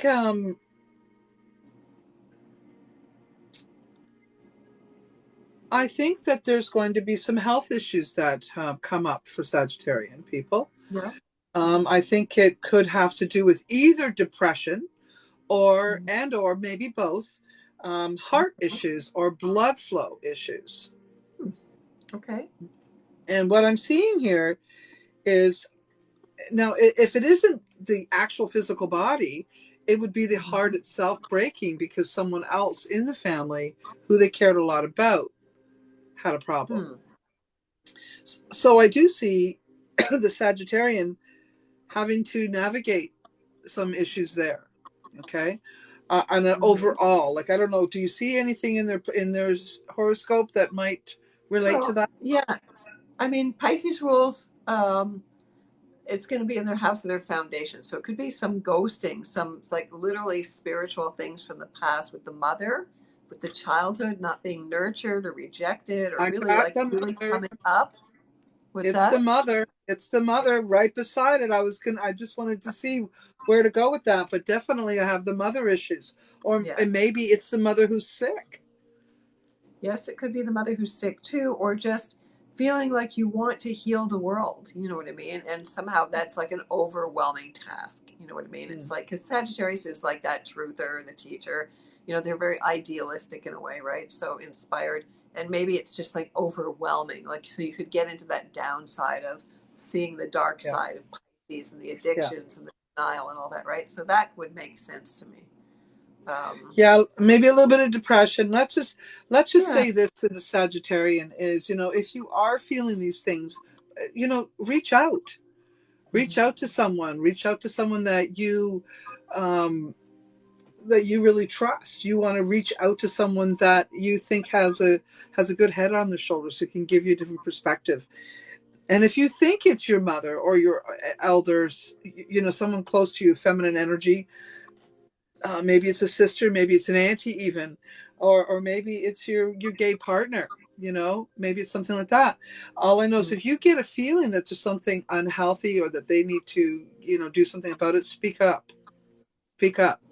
And one of the things I love about Sagittarian people is I love your your overall diplomacy. You know, there's a certain diplomacy that goes along with most Sagittarians, but when they're not, they're not. And I absolutely love it when they're not because I love to when they say something under their like under their breath is sort of and say something soft like that. I think that shows how witty they are. So I'm seeing this year as an opportunity for Sagittarians to sort of come out from underneath the cloak that they've been living under. Well, that's important. You know, Jupiter is the sign of humor, right? So I think that's important. There might be they might be poking find it like a lot of spiritual stuff. That's Neptune and Pisces, but it sounds like what you were saying about the depression. You know, we by osmosis we pick up our mother's depression, and so you'll have this sense that maybe all of that stuff I've been carrying is not mine. It's my mother, my grandmother. You know what I mean? All the trauma from back when, and there may be some surprises in terms of some family history coming up, or like some family skeletons, right? Addictions. Pisces is the sign of self-sabotage, and sometimes Sagittarians are just so devil may care, kind of let's go do it. They're kind of naive, you know what I mean? They get themselves into trouble by believing they can just do everything, right? Well, I think a lot of Sagittarians too, at least by what I'm seeing here, have questioned their mother's conduct. Mm-hmm. And I don't know if it's an error or what's going on, but it could be that the Sagittarian is a very smart sign too. And a lot of people don't realize how smart they are because they're quite silent about it. You know, typically, I would say the Sagittarians are a little more silent about it, unless you're really close to them, and then you guys just get yapping, and you know, we see how intelligent the Sagittarian is. But I think they basically, move around in a very humble way. So a lot of people think that they're less intelligent than they are. So this is an opportunity for the Sagittarian to identify the bad guys, because the bad guys don't know you're paying attention. The bad guys don't know you have an intellectual processing going on, and you can see who they are. So let's suppose your mother was less than polished mother. You know, maybe she was a negligent mother. Maybe she was a nasty, sarcastic mother. And you're not ignoring it anymore. It's not that you're calling her out on it, but you're not ignoring it. The Sagittarian is not ignoring it anymore. And so they're going to say, no, my mother was kind of crabby, and, they're going to say the truth. Or my mother didn't give me quite enough hugs, and that's how I feel about it. Or, this type of thing could be something that is uncovered here. And the Sagittarian will be sort of matter of fact, this is how it was. So I guess the other thing here is, if you as an individual have had motherly issues, you want to talk to a Sagittarian because they're going to understand. And let's remember, you people are very the Jupiter philosophical, educational, you guys are always in, the laws, the all kinds of stuff like that a lot of people don't even pay attention to. So, if you were in conversation with someone who had experiences like that, you could give them, so much insight. So I'm going to say the Sagittarian could be very helpful in helping other people with the same kind of things. So if it isn't actually you dealing with the mother issues, you'll be dealing with someone with the mother issues. And that should be your role, because you've got lots of wisdom, lots of skills. And I like what I see here. Okay. But if you are not dealing with that, then you're going to deal with it either personally or someone in your health. So, someone in your family is going to have this as a health issue. Okay. The other thing is there could be addictions that you find out about, alcoholism, and also just a sense of kind of really being compassionate, really understanding other people. It's about empathy. So your empathy for people is going to get stronger, for Sagittarius. And the other weird thing is you may even find out that your mother wasn't your mother. Isn't that a weird thing to find? That could be true. That's in there too. Yeah. There's a sense of ghosting or some kind of story or projection, or it wasn't real, but you believed it was real. So there could be a shock, kind of, oh my God, what was I believing all these? This wasn't real at all. Somebody told me a story, but that wasn't true. That comes up a lot, right? Yeah. So that's the kind of stuff. So 9 of Swords energy is here. And, this is, to me, this is, it's upside down too, the way I see it. So it's sort of like, you finally get out from out of that bed, and you try to, make some headway. So maybe you've been sitting in this, knowing, or this fantasy, or this, this mystery of who you've been or what you've been living. And you step it up. You throw that cover off you and move forward. There's also a sense of religion here. Pisces is religion, so kind of having a more spiritual sense of relating to religion. Jupiter is also related to religion, or ending your old religious beliefs that you grew up with as a child, and really going, And no, that's more what I'm seeing, because it's the Nine of Swords, sort of throwing that blanket off them. I'm this is not for me. I'm done. I don't want to live like this anymore. Yeah. But I don't know. I say Sagittarian energy there's going to be some old friends return in the Sagittarian's life. Old friends, old family members, old loves, even things that you used to love to do will return. So this is good, and this is going to be a really good year for Sagittarian to kind of wake up, because like I said, they've been kind of dormant for a little bit. But no, I really like what I'm seeing overall for the Sagittarian. And like I said, most of the troubles I'm seeing are more exterior. You're going to be dealing with that. Yes, there might be some interior stuff, but not to the point of, this is more powerful. So even in the awareness of it all, the realization of it all, you're still going to feel more powerful than you have for the last 2 years anyway.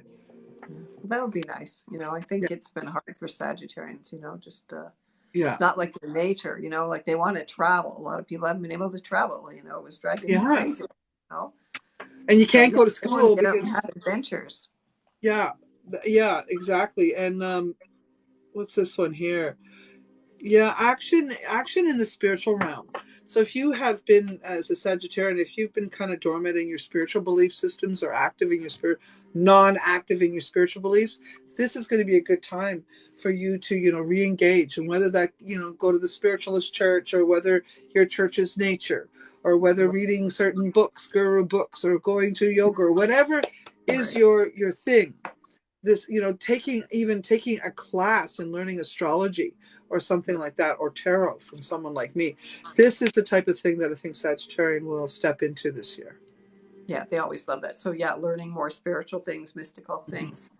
Yeah, going on a retreat, going on a big retreat, spiritual retreat would be mandatory for Sagittarius this year. Yeah. Sounds good. All right, let's move on to Capricorn. Capricorn. Okay. So Capricorn, Capricorn's been through it. All you Capricorns, if you've survived this long, since Pluto's been moving through your sign since the fall of 2008, you're at the end of that journey, or almost at the end. So if you're born at the last day of Capricorn, Pluto is moving a little bit off, giving you a little bit of break there, but it will be impacting you directly from June until the end of the year. So this is the final transformation. I know it's been hard, but this is it. This is the final thing. You get through this. You've gotten through everything. So Jupiter is going to be in Aries in their 4th house. So a lot of new energy around their foundation, building a new foundation. Again, children, your roots, mothering, emotional safety, really getting more into like, I need home, I need family, I need that sense of safety. It's not all about building in the world until May 16th. And then Jupiter in Taurus, again, in their 5th house. Children, again, it's power, it's fertility, it's creativity, money, making money in a much more creative way. Saturn in Pisces in their 3rd house of siblings and communications and intellect. So being more compassionate with your siblings, with people in your community, more compassionate in the way you talk to people, like not being so direct and hard and, cold and businesslike, but really having a sense of empathy, opens your heart up a lot. Neptune and Pisces, that's going on in the 3rd house. So again, more spiritual, sense of giving back, like the nature of what you do has to give back. And then Pluto in your 1st house of yourself. Now that's ending, but it's entering the 2nd house. So you're going to make money in a new way. It's going to have to be from your soul. Okay. Your soul cannot be separate from the work you do or your ambitions in the world. They have to work together. So it increases. Pluto is wealth. Pluto is the god of wealth. So the plutocrats ultimately I can't say should, but, bring that soul wealth, the practical, out into the world, and that's what you're destined to do. Venus is going to be retrograde in Leo in the 8th house. So again, money. There could be some issues with family around money or inheritance. Could be old affairs coming back into your life because that's the house of sex traditionally. Could be some old power struggles going on as well. A sense of your heart being renewed. Okay. So the heart has to come first. You can't just be so hard and cold and, do you know what I mean? Practical. Yeah. So, I had the first 4 months might be difficult for the Capricorn, but the latter part of the year would be far nicer. Is that what you just said? well, because Pluto is leaving Capricorn for a little bit there until June, I would say in a way the other, it's kind of like you're putting the finishing touches on anything you started in 2008. You have to see that Pluto's gone right through Capricorn. So it's important to bring closure there. So it depends on your how willing you are to work with those changes, working with what your soul is demanding that you do. If you know this is what you have to do, this is going to empower you, then it's going to be really good. But if you resist those changes, then it's going Right. to be hard. Right. That makes sense with what I'm seeing here, because I am seeing any Capricorns that have been looking to establish, excuse me, a good foundation on their home or property. That opportunity will be looked at. Also, business, or if you're considering buying into something with a group of people, this is a good opportunity. It will be a good opportunity. Um, I am when you said that you said something about, did you say something about Capricorn having two relationships? Yeah, because there's something about was I saying here? Oh, Venus and Leo in the 8th house. So like old affairs coming back to haunt Yeah. you, or something you were, or maybe hush money, or having to cover Oh something yeah, up, like old I'm secrets, seeing it. I something you am don't want seeing to it. get out. Okay. I see Otherwise, it it. could be your downfall. So you got to really watch that, right? Any kind of dirty, Yeah. underhanded money laundering, a lot of that's going to get exposed in the world as well. So it's not just a personal Yeah. um, Yeah. thing. You know what I mean? That's also a world prediction, I would say. Yeah, I'm definitely seeing some exposure of the unsacred or the profane vibration. People who have been basically, I see people having the carpet pulled out from underneath them on some things. They didn't see it coming. They didn't expect it to come, and definitely will have to do with sexual or romantic connections that were unsolicited or um, should not have been. So, like for married men or married women or whatever, that Yeah. type of thing. So that could definitely happen, absolutely. And it looks like it's coming from a long time now. Like, so, it could be something up to 10 years ago Yeah. that comes up. So this could have to do with this could actually have a lot to do with whenever I was saying about the elites and the corrupt being Yeah. exposed in this. Yeah. A lot of people in that job, I don't know if you've noticed this or not, are Capricorn. Yeah. Oh, yeah. Because it's a sign of business. You know what I mean? They are pretty Yeah. ambitious to control the world. So, yeah, I would say, and also children, like finding out you have children that you weren't aware of, paternity suits and things like that as well. Like coming and So child isn't trafficking. isn't right? That's possible. Isn't Justin Trudeau a Capricorn? Yes, he is. Yeah. And he has a rare six-pointed star in his chart. Actually, I remember doing his chart. Oh Um, yeah. What does that mean? Well, it's a rare kind of, everything is sextiling or easily aspected to each other. It gives you kind of blessings. You kind of get away with a lot of stuff, which he has, of course. Um, To say the but least. he was born on Christmas Day, right? So he's like really in the early Capricorn. Yeah. Yeah. Yeah. But yeah, I would say all the secrets are going to come out, and then Capricorns are going to have to pay, I believe. Jupiter and Taurus is money, right? So they're going to have to pay up for their indiscretions or their Yeah. abuses or their addictions or their secrets or any of that stuff. But if you have been a good Capricorn, Yeah, there are good Capricorns. if you've been a good Capricorn, you're going to have some good things happen to you. So it's really up to you. I mean, this could be the payout for your karma. Either way, good or bad. I mean, plain and simple. You're the one who's going to have to look at yourself and how did how do you fare? Do you think you've been a good person and you've done good in your life? Then if you think you have, you can be sure this year will be a good year for you. If you've questioned your own behavior, well, you'll be called out karmically. Yeah. Whether you like it or not. Well, that's Saturn. Saturn rules Capricorn. You got to remember, and Aquarius. So Saturn is the cosmic cop. So it's definitely karma, your soul karma, your past life karma. Capricorn, Aquarius, Pisces. They're all going to have to deal with that. I'm being told too that all of whatever, if you're the negative Capricorn here, it has to do with corruption, thievery, sneakiness, wanting more than you deserve, it has to do with addictions, illusions, delusions. So you're either a bad guy because you decided to be a bad guy, or you're a bad guy because you're not well. One or the other, right? But definitely there's no more wiggle room for the bad guy. The wiggle room is done. So if you're a Capricorn who's been slighting others, you're being called to be weighed in. Piper. You'll be calling to the piper. Yeah. Exactly. Also, Saturn and Pisces with things with siblings, there may be a lot of projection going on with siblings, and a lot of being too sort of maybe taking care of siblings who can't take care of themselves, and that might be unhealthy boundaries, and some boundaries that need to be established there as well. Yeah, I see that.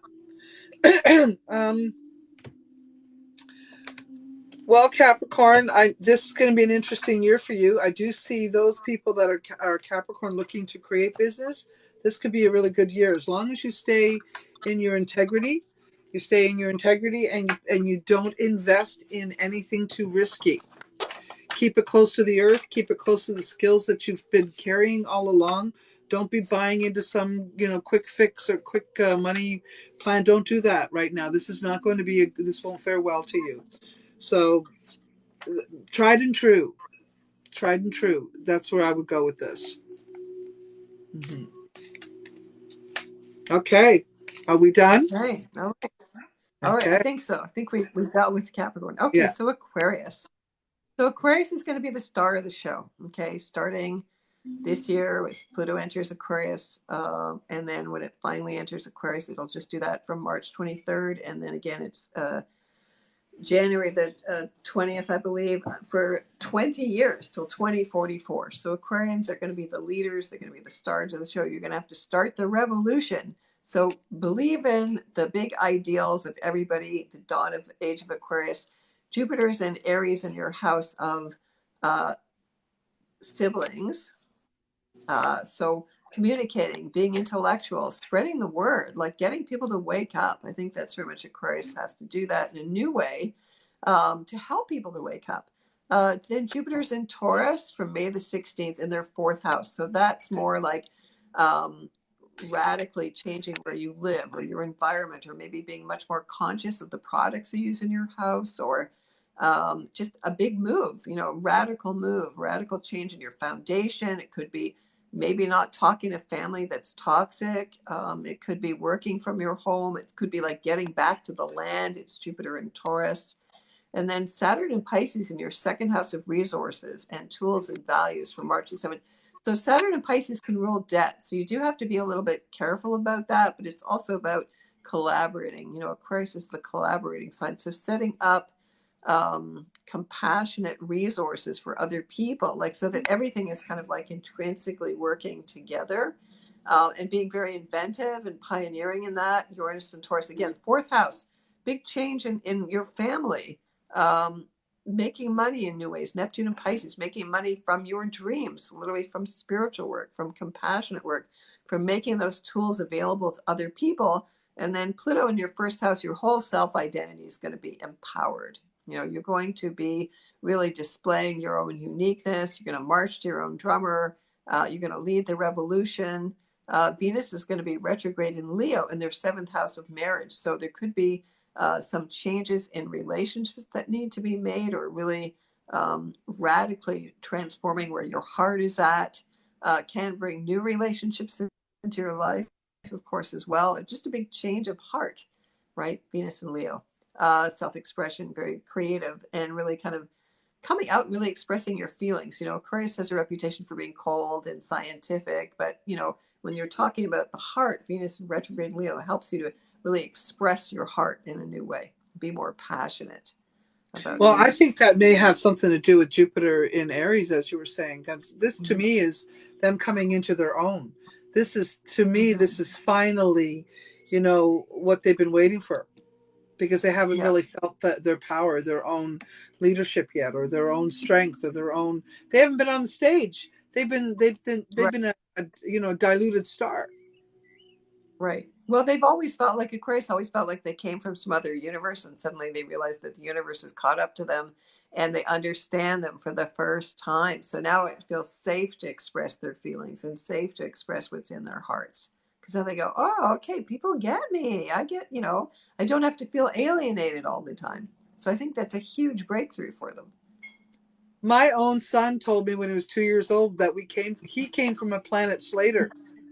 And he used to be my grandfather. Okay, there you go. So I concur. They do think they come from another planet. Absolutely, yeah, because they march to their own drummers, and their ideas are ahead of their time. But suddenly, the rest of the world is caught up with their radical ideas and their inventiveness, their love of freedom. Also, you got to remember, Aquarius is about freedom, right? That's really important. People will not want to be locked down to the old system. That's where the end of the monarchy starts here. Right. So you're seeing Aquarian, you're seeing the Aquarius join the Leo and the Libra in the fight. And the other one, by the way, looked like it could be Taurus.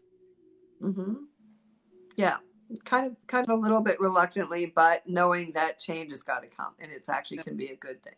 Yeah. Yeah. Yeah. Wonderful. Wonderful. So let's continue with Aquarian. Okay. I think they'll be a lot happier, right? Yeah. Oh yeah, a lot happier. It's going to be like a big revelation for them. It's like suddenly, wow, I don't have to kind of be off in my own all the time, or just in my own head. People get me, like they understand me, like wow, that's never happened before. Yeah, I concur. There's only been a very select few, but now you're just kind of waking up, getting where you're coming from. Totally see them coming into their own power. And I think that they're going to also, they like money. And what it shows here is it's how they're going to rate that is they're getting the money they want. People are paying them for the jobs that they want, and all of that's coming. So that makes them feel really good about themselves. And the more money they have and the more support they have from other people, the better they're going to be and the better they're going to put out. And I like what I'm seeing here, except that they can get caught in this produce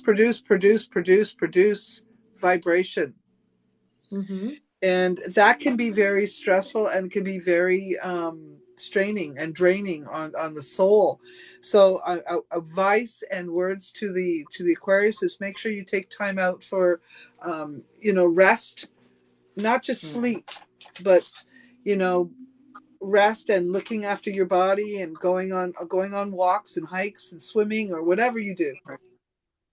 Yeah, I really agree with that, because Uranus and Taurus, Uranus rules Aquarius, and in Taurus it's about being in the body. So lots of body work, massages, like really, being nice to yourself, really understanding that the soul came here to be in the body, and it's a sacred place. And really, you have to get out of your head. You know what I mean? It's very easy for them to get in their head, be detached, just be kind of automatons. You know what I mean? So I think, Uranus and Taurus is like, oh yeah, I can't operate unless I pay attention to my body. Yeah. Self-care is super important for the Aquarius this year. And stop lying to yourself. Stop lying, because Aquarius also likes to do this. Oh, I have a fault? So you're supposed to look at them, because your faults can also sneak up on you and cause you problems down the road. This is why I think it's really important for the Aquarius to be really honest with themselves about what they're seeing. So another sign that I think will have to deal with a little bit of shadow work, not as much as a Scorpio, thankfully, but they will have a handful of shadow work, more to do with their ego. Well, you got to remember that the shadow of Aquarius is Leo. So when they go, oh, I have an ego, they do. They definitely do. And maybe Venus retrograde in Leo is going to help them to look at that ego and to love their ego, because you can't get rid of it. You need to have an ego just to put it in its place, right? And especially in terms of relationships. And just, I want to say something, because it's so true. I've noticed Aquarian to be on the cool side, aloof personality. Mm-hmm. But why is it then that they get this, the great humanitarians? Why are they called that? Well, because Aquarius is about loving everybody. It's about connecting to everybody. Like, it's a collective sign. So from Capricorn, Aquarius, Pisces, those three signs have to do with the world in general and collectiveness. And that's what Aquarius is all about. So it's not about personal love. Do you know what I mean? Like, Pisces is not personal love, right? You love everybody. You love spirit, right? Aquarius is the idea of that in a way. Do you know what I mean? Right. So in a way, they don't have ego. You see what I mean? Like, that's Leo. So they kind of don't have ego to think about that, that way, right? Right. It's detached from the ego. So it can be very spiritual, although we don't think of it as spiritual, right? Because it gets a little too heady, but it is kind of similar. Yeah. Yeah. Very interesting. Very interesting. So, I think, personal, how do I say this? I think whatever you've been putting out is finally coming back to you, Aquarius. And I'm glad to see that you're going to come into your own. People are going to feel good about you being around them. They're going to pay you the money. You're going to be loving the jobs you're working with. But you may have to put away what has been dragging with you the last year or two.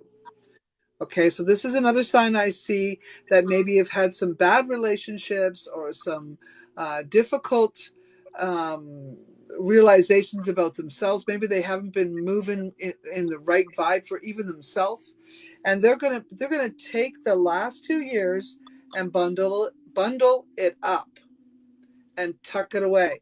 But before you do that, look at your lessons, Aquarian, so you don't redo them in this next relationship that you will likely get into, because Aquarians, you love to be in love, even though you're not the super heavy duty love, you're super passionate and all that. You feel very comfortable and content when you're in a relationship, and all the world is good. So you don't want to bring that nonsense from the old relationships back into this new one. So please tuck away the relationship after you've had the time to review it and take your lessons and messages out. And if you have some trouble and you start to realize some of those things are occurring in the new relationships that you develop, it's time for you to sit in counsel with someone else.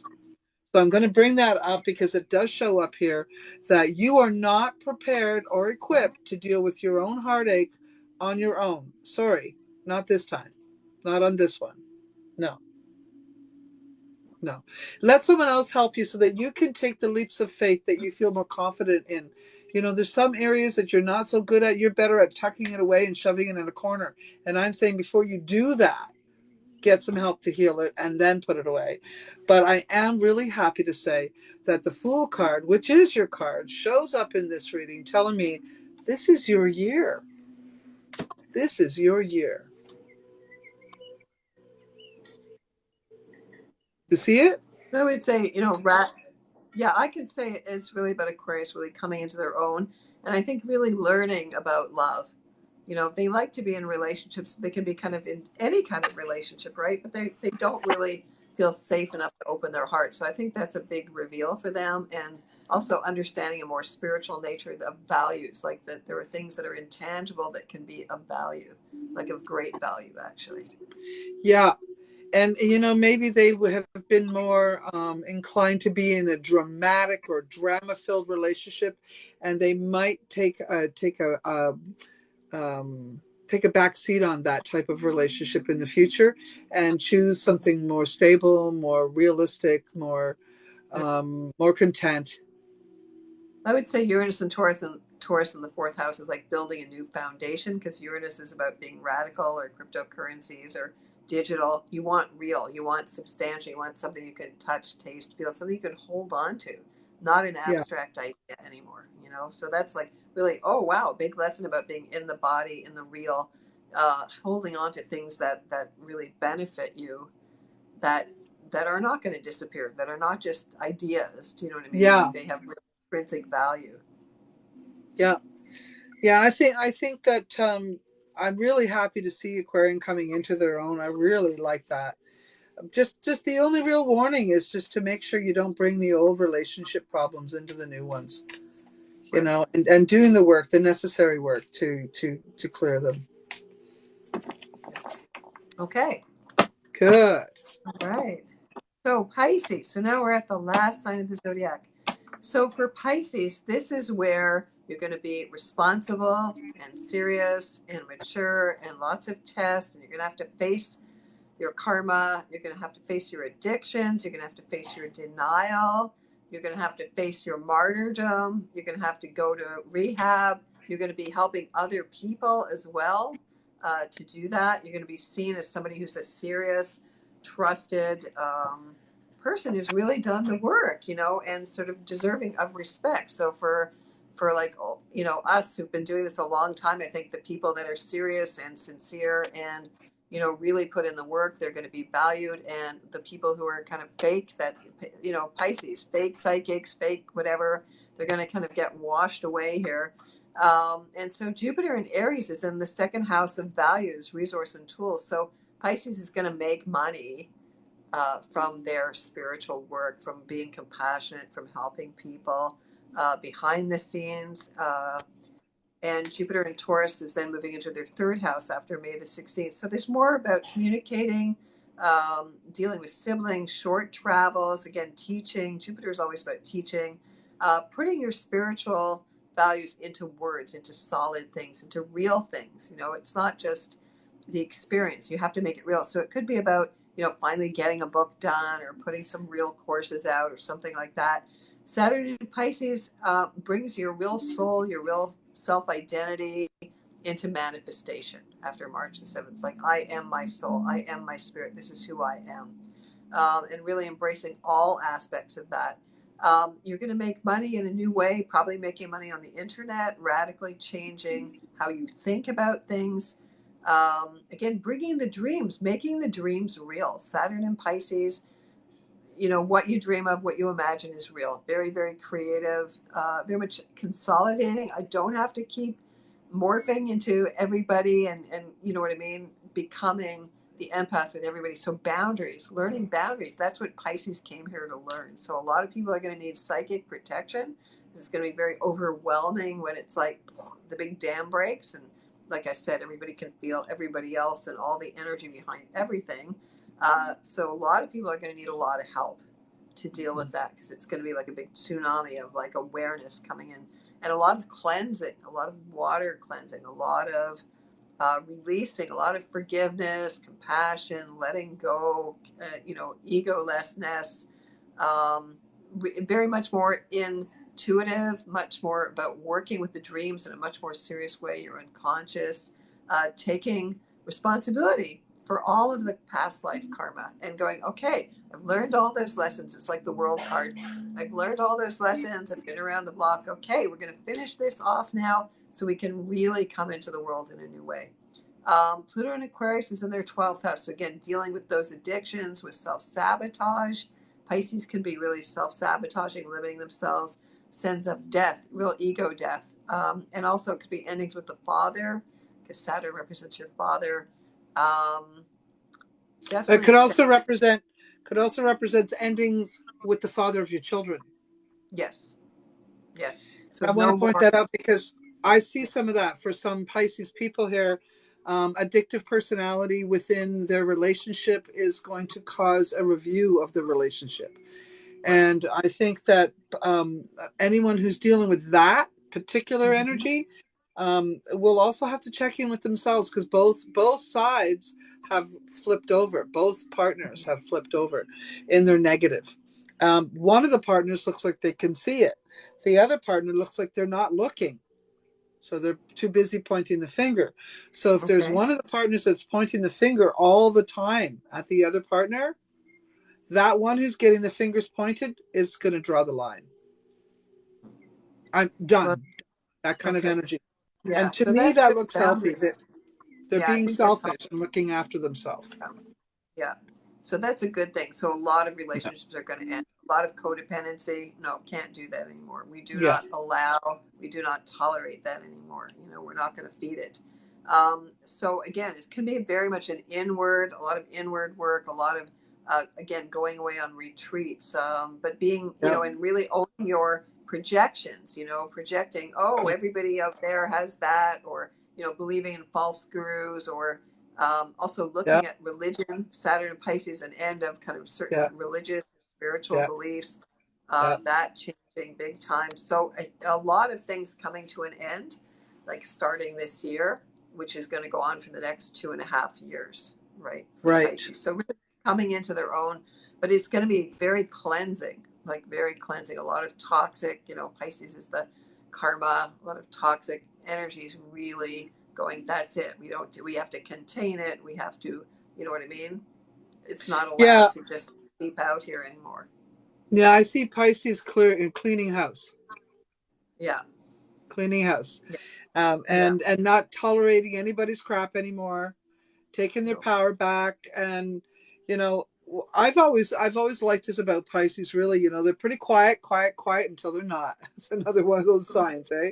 Until they're not.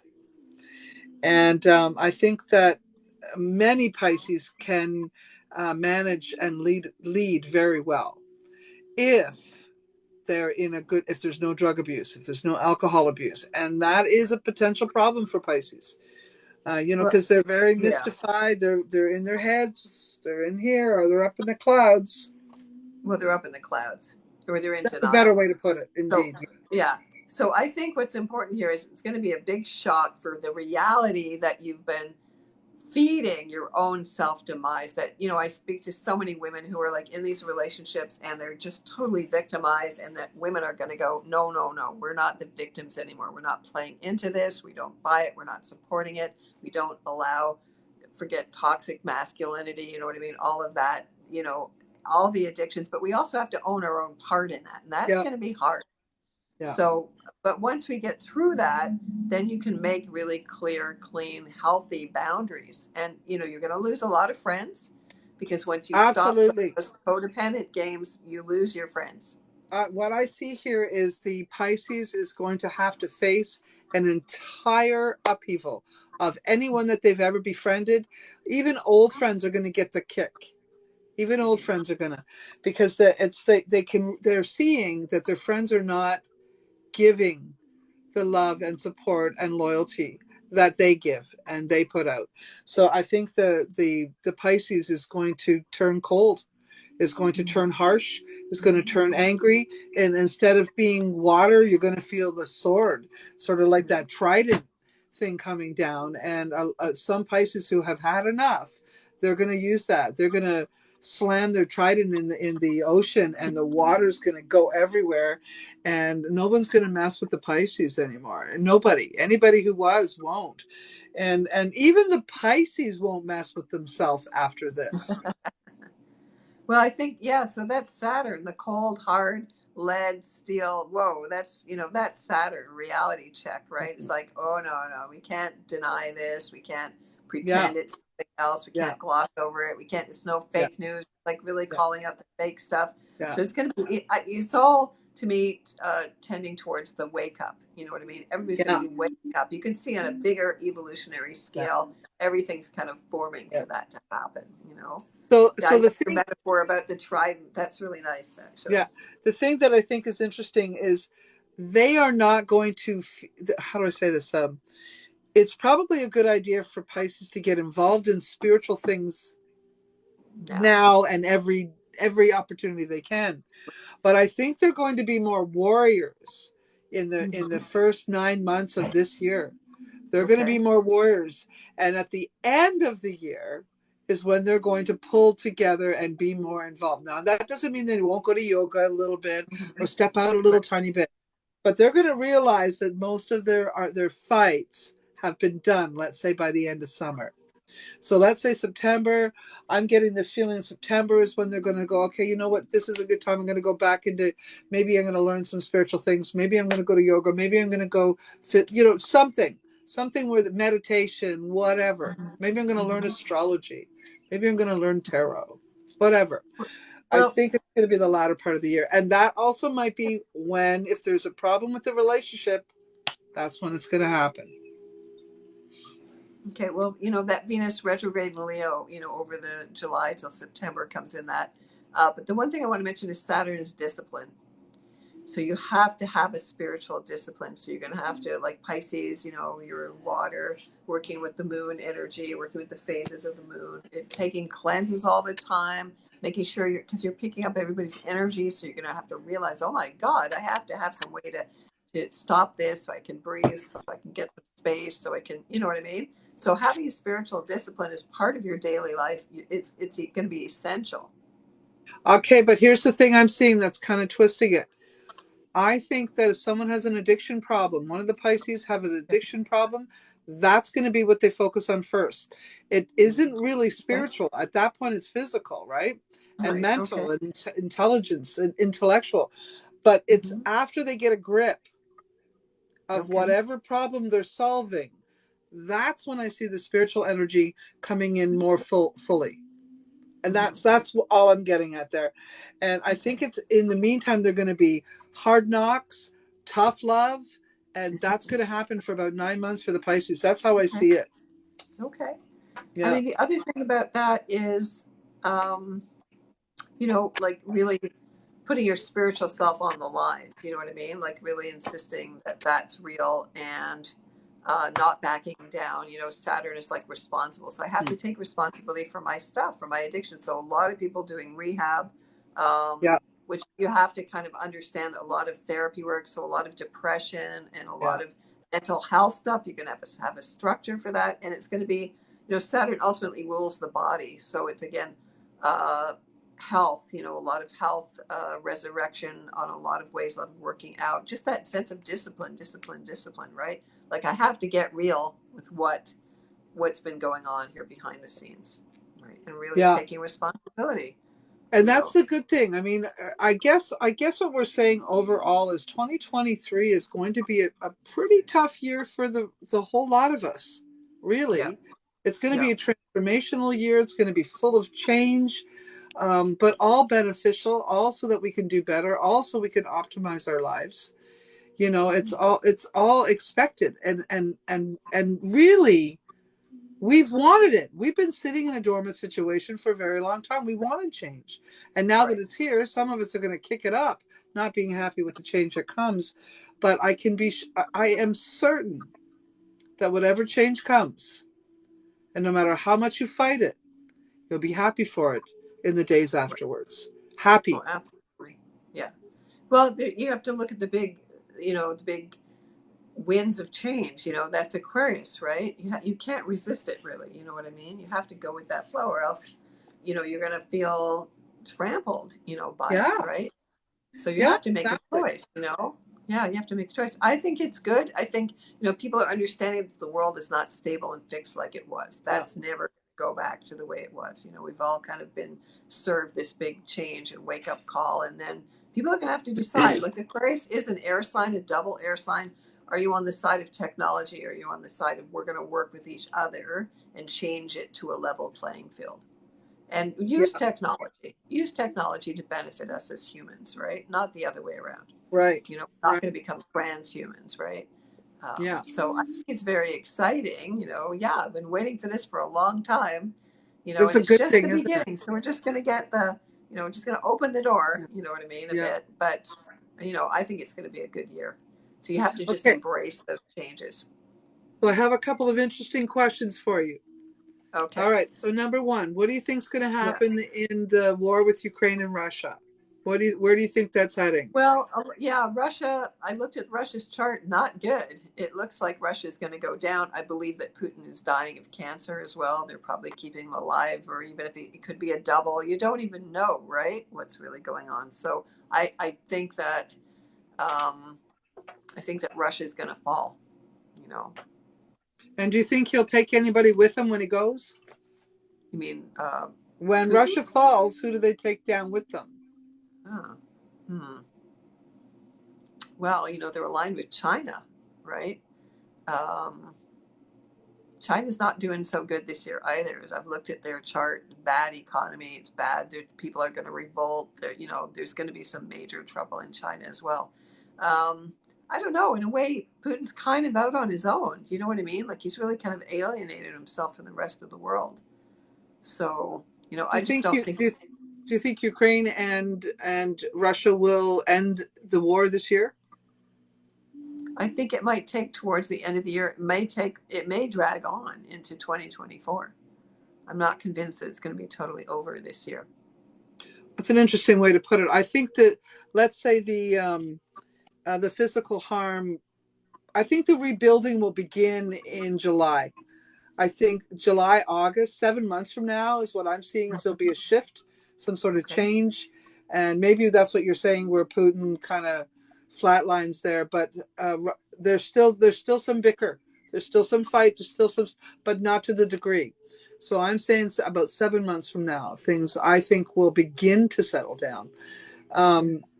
I do believe you may be right that Putin's sick. I think he's sick. He has cancer. Yeah. But I worry more that he doesn't care about anybody because he's sick already. So I'm just a little concerned that he may dump some of his nastiness somewhere unexpected, is what I'm saying. Well, I mean, a lot of the signatures of Pluto going into Aquarius and the other planets are war.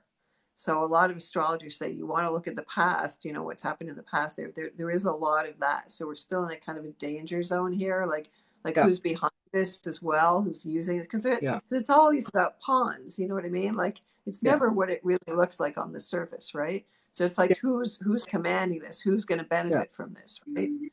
So that's important. Now you got to remember that the US is still going through, like I said, its first Pluto return, so there's a revolution.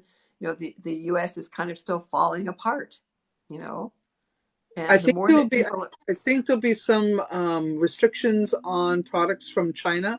I'm not sure how that's going to happen or why that's going to happen, because I remember a while back I was watching something that said that if China and Canada decided and the US decided they wouldn't take any more China stuff, we would be in trouble because we don't make a lot of stuff. We don't make the stuff that we're supposed to make. So I do see something happening, though, that will interfere with the flow of products or requirements that we normally get in this end of the world, and China and us not having a good relationship. Something's going to be delayed or stalled or something. I do see that. Okay. Well, I would say that's part of a bigger agenda in general. You can see that. That's why everything's costing more. That's why the supply chains are messed up. I mean, I think Trudeau finally did sort of speak up against China, although he's always been working with them.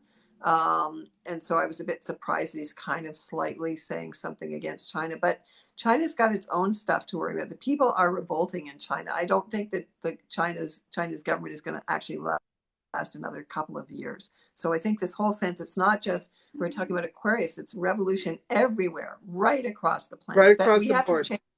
Everything the way we've been doing everything. It's like it's reached the nth degree of corruption, and it's not easy, and it's it can be really dramatically difficult, and people once you're pushed to the edge so far that you have nothing to lose, then you have to go into revolution because you have nothing to lose at that point, and I think that's why we're seeing it edging towards. That's why we're seeing it, because nobody's listening. Canada's unfortunately never owned its own resources like most companies. It's one of the richest resources. It's the second largest country in the world with very few people. We don't own our own refineries. You know what I mean? We don't make things. America is also vulnerable that way because they've outsourced everything, so that's not good for them either, right? And we depend on their economy. It's still, one of the biggest in the world, right? So. Yeah, and you made mention to some interesting things around pregnancy and population. And I do believe that COVID has changed our ability to produce. I'm not saying we can't, but I think it's changed. Yeah. And whether that comes in as COVID itself or vaccinations, I'm not exactly sure what, and I don't feel like getting into an argument about it. No. But with No. anybody, and I know it wouldn't be you, but with anybody, as the point I'm making is I do believe our production, our reproductive system has changed because of COVID, and not in a good way. Right. However, that is the universe's way of getting what the universe needs too. There's a lot of, a lot of karma stuff going on here. Even if COVID was planned, even if Mm-hmm. these things are happening because the earth needs it to. We are highly populated, and Right. maybe not in every area, but we are, polluting the world at rates that are Oh crazy. yeah, no, there. I hardly ever anybody mentions pollution, so I'm grateful that you said that. Right. I don't. I think that if everything was managed and better, you could easily support 8 billion people. You know what I mean? I think it's mismanagement. I think it's waste. I think it's there's a lot of that infrastructure waste too much, right? And Yeah, also, you need to. I don't believe in GMO foods and Franken foods and all that stuff. That's not the way to feed people either. I think actually Russia actually went organic. They're the biggest country in the world that makes organic food. Actually, interestingly enough, and along with Costa Rica, I think Mexico is going to start also no fertilizer. So people are waking up, but it takes a lot of management to grow natural crops. That's the thing. So I mean, absolutely. there is a big interest in permaculture, which I think is really great. That's from Rudolf Steiner. Yeah, And more of that, like more of a holistic way of growing food, or again, cooperatives, like there is technology. You can grow food up walls. You can grow food in your home to feed yourself. So I think all of that stuff may be a different, like more local, more bartering. That's also kind of Aquarian. Do you know what I mean? it's so So, interesting you say that because I live in a log cabin and I have my patio. It's covered. Is bigger than the inside of my house. It's that big. And I was hmm thinking about taking a section of it and turning it into a greenhouse hmm that is warmer so that I yeah. can grow all year round in there. Oh, And yeah. I've actually been thinking a lot about it. And Well, back in I the would if day, I were where you are. I mean, yeah, it's a bit too cold here in Toronto, but where you are, it's yeah, much warmer for sure. Yeah, and I know a lot of yeah. people who are doing it. And you remember And those earth ships? Remember when the earth yeah, ships came up and the yeah, straw bale houses and all that kind of stuff? yeah. Here, I could create sort of an earth ship thing on my Mhm. patio. I could actually create it, and I've been thinking a lot about how to do that. So once Yeah, I get settled in here and get my groove going and the BC groove happening, that's the direction I think I'll take too, because it's really important that we start to become more self-sufficient in our own food creation and our own herbs creation. And for those of you that don't know, I have all kinds of herbs here on my property. That I have about 400 different herbs, bulk herbs wow. and small packages of herbs. I make my own teas and blends and medicines so that people can, start to buy in that way and hmm to learn. And then, you may buy it off of me the first 2 years, but once you know what you're doing, you'll go pick your own. You'll go make your own. And that's the whole plan, hmm to get people to be self-sufficient. So it's really important that we all take a good look at 2023 and how we can become more self-sufficient, more independent, more um, having more strength, more empowered. That's the word I was looking for, Right, to be more right. empowered. Well, also Aquarius is about working together in a group, so you're not alone. Everybody supports, and everybody does what they do best.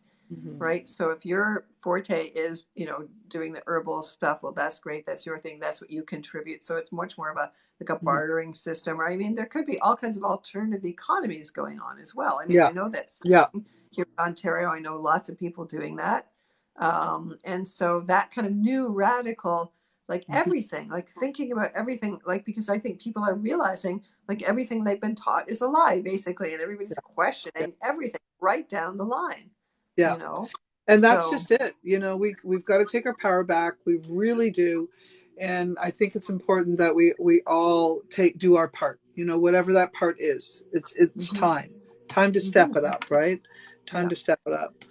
So, well, this has been a wonderful, wonderful talk with you. I really appreciate you coming on and sharing your gold and your gifts with all of us. It's been wonderful. Thank you so much, Tara.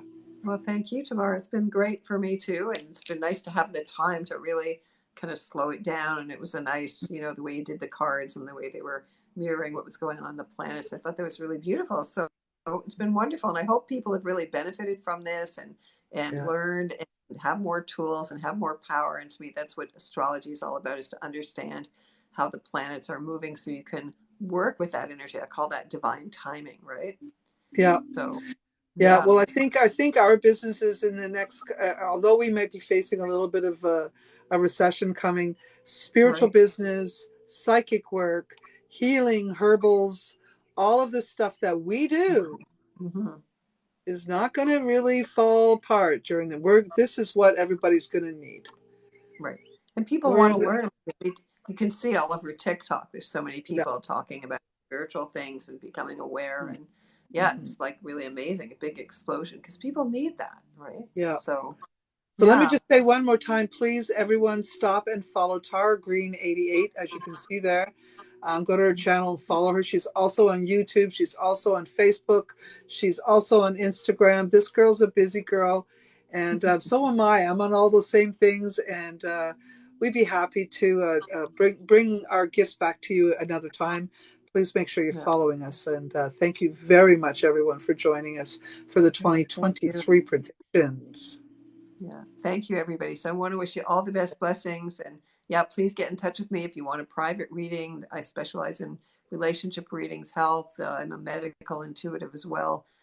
So yeah, so I'd be very happy. Just let me know that you saw me here on TikTok and I'll give you a discount. So that would be wonderful. So just identify that you were here. So this has been a wonderful experience. So what a great way to start the new year. Yeah. And thank you, Happy New Year too, my Tamara. friend. Happy New Year to everybody. Happy New Year. Okay. Happy New Year, Blessings. everyone. Okay. Take care. All right. Bye bye now. Bye. Bye bye. Bye. Bye now.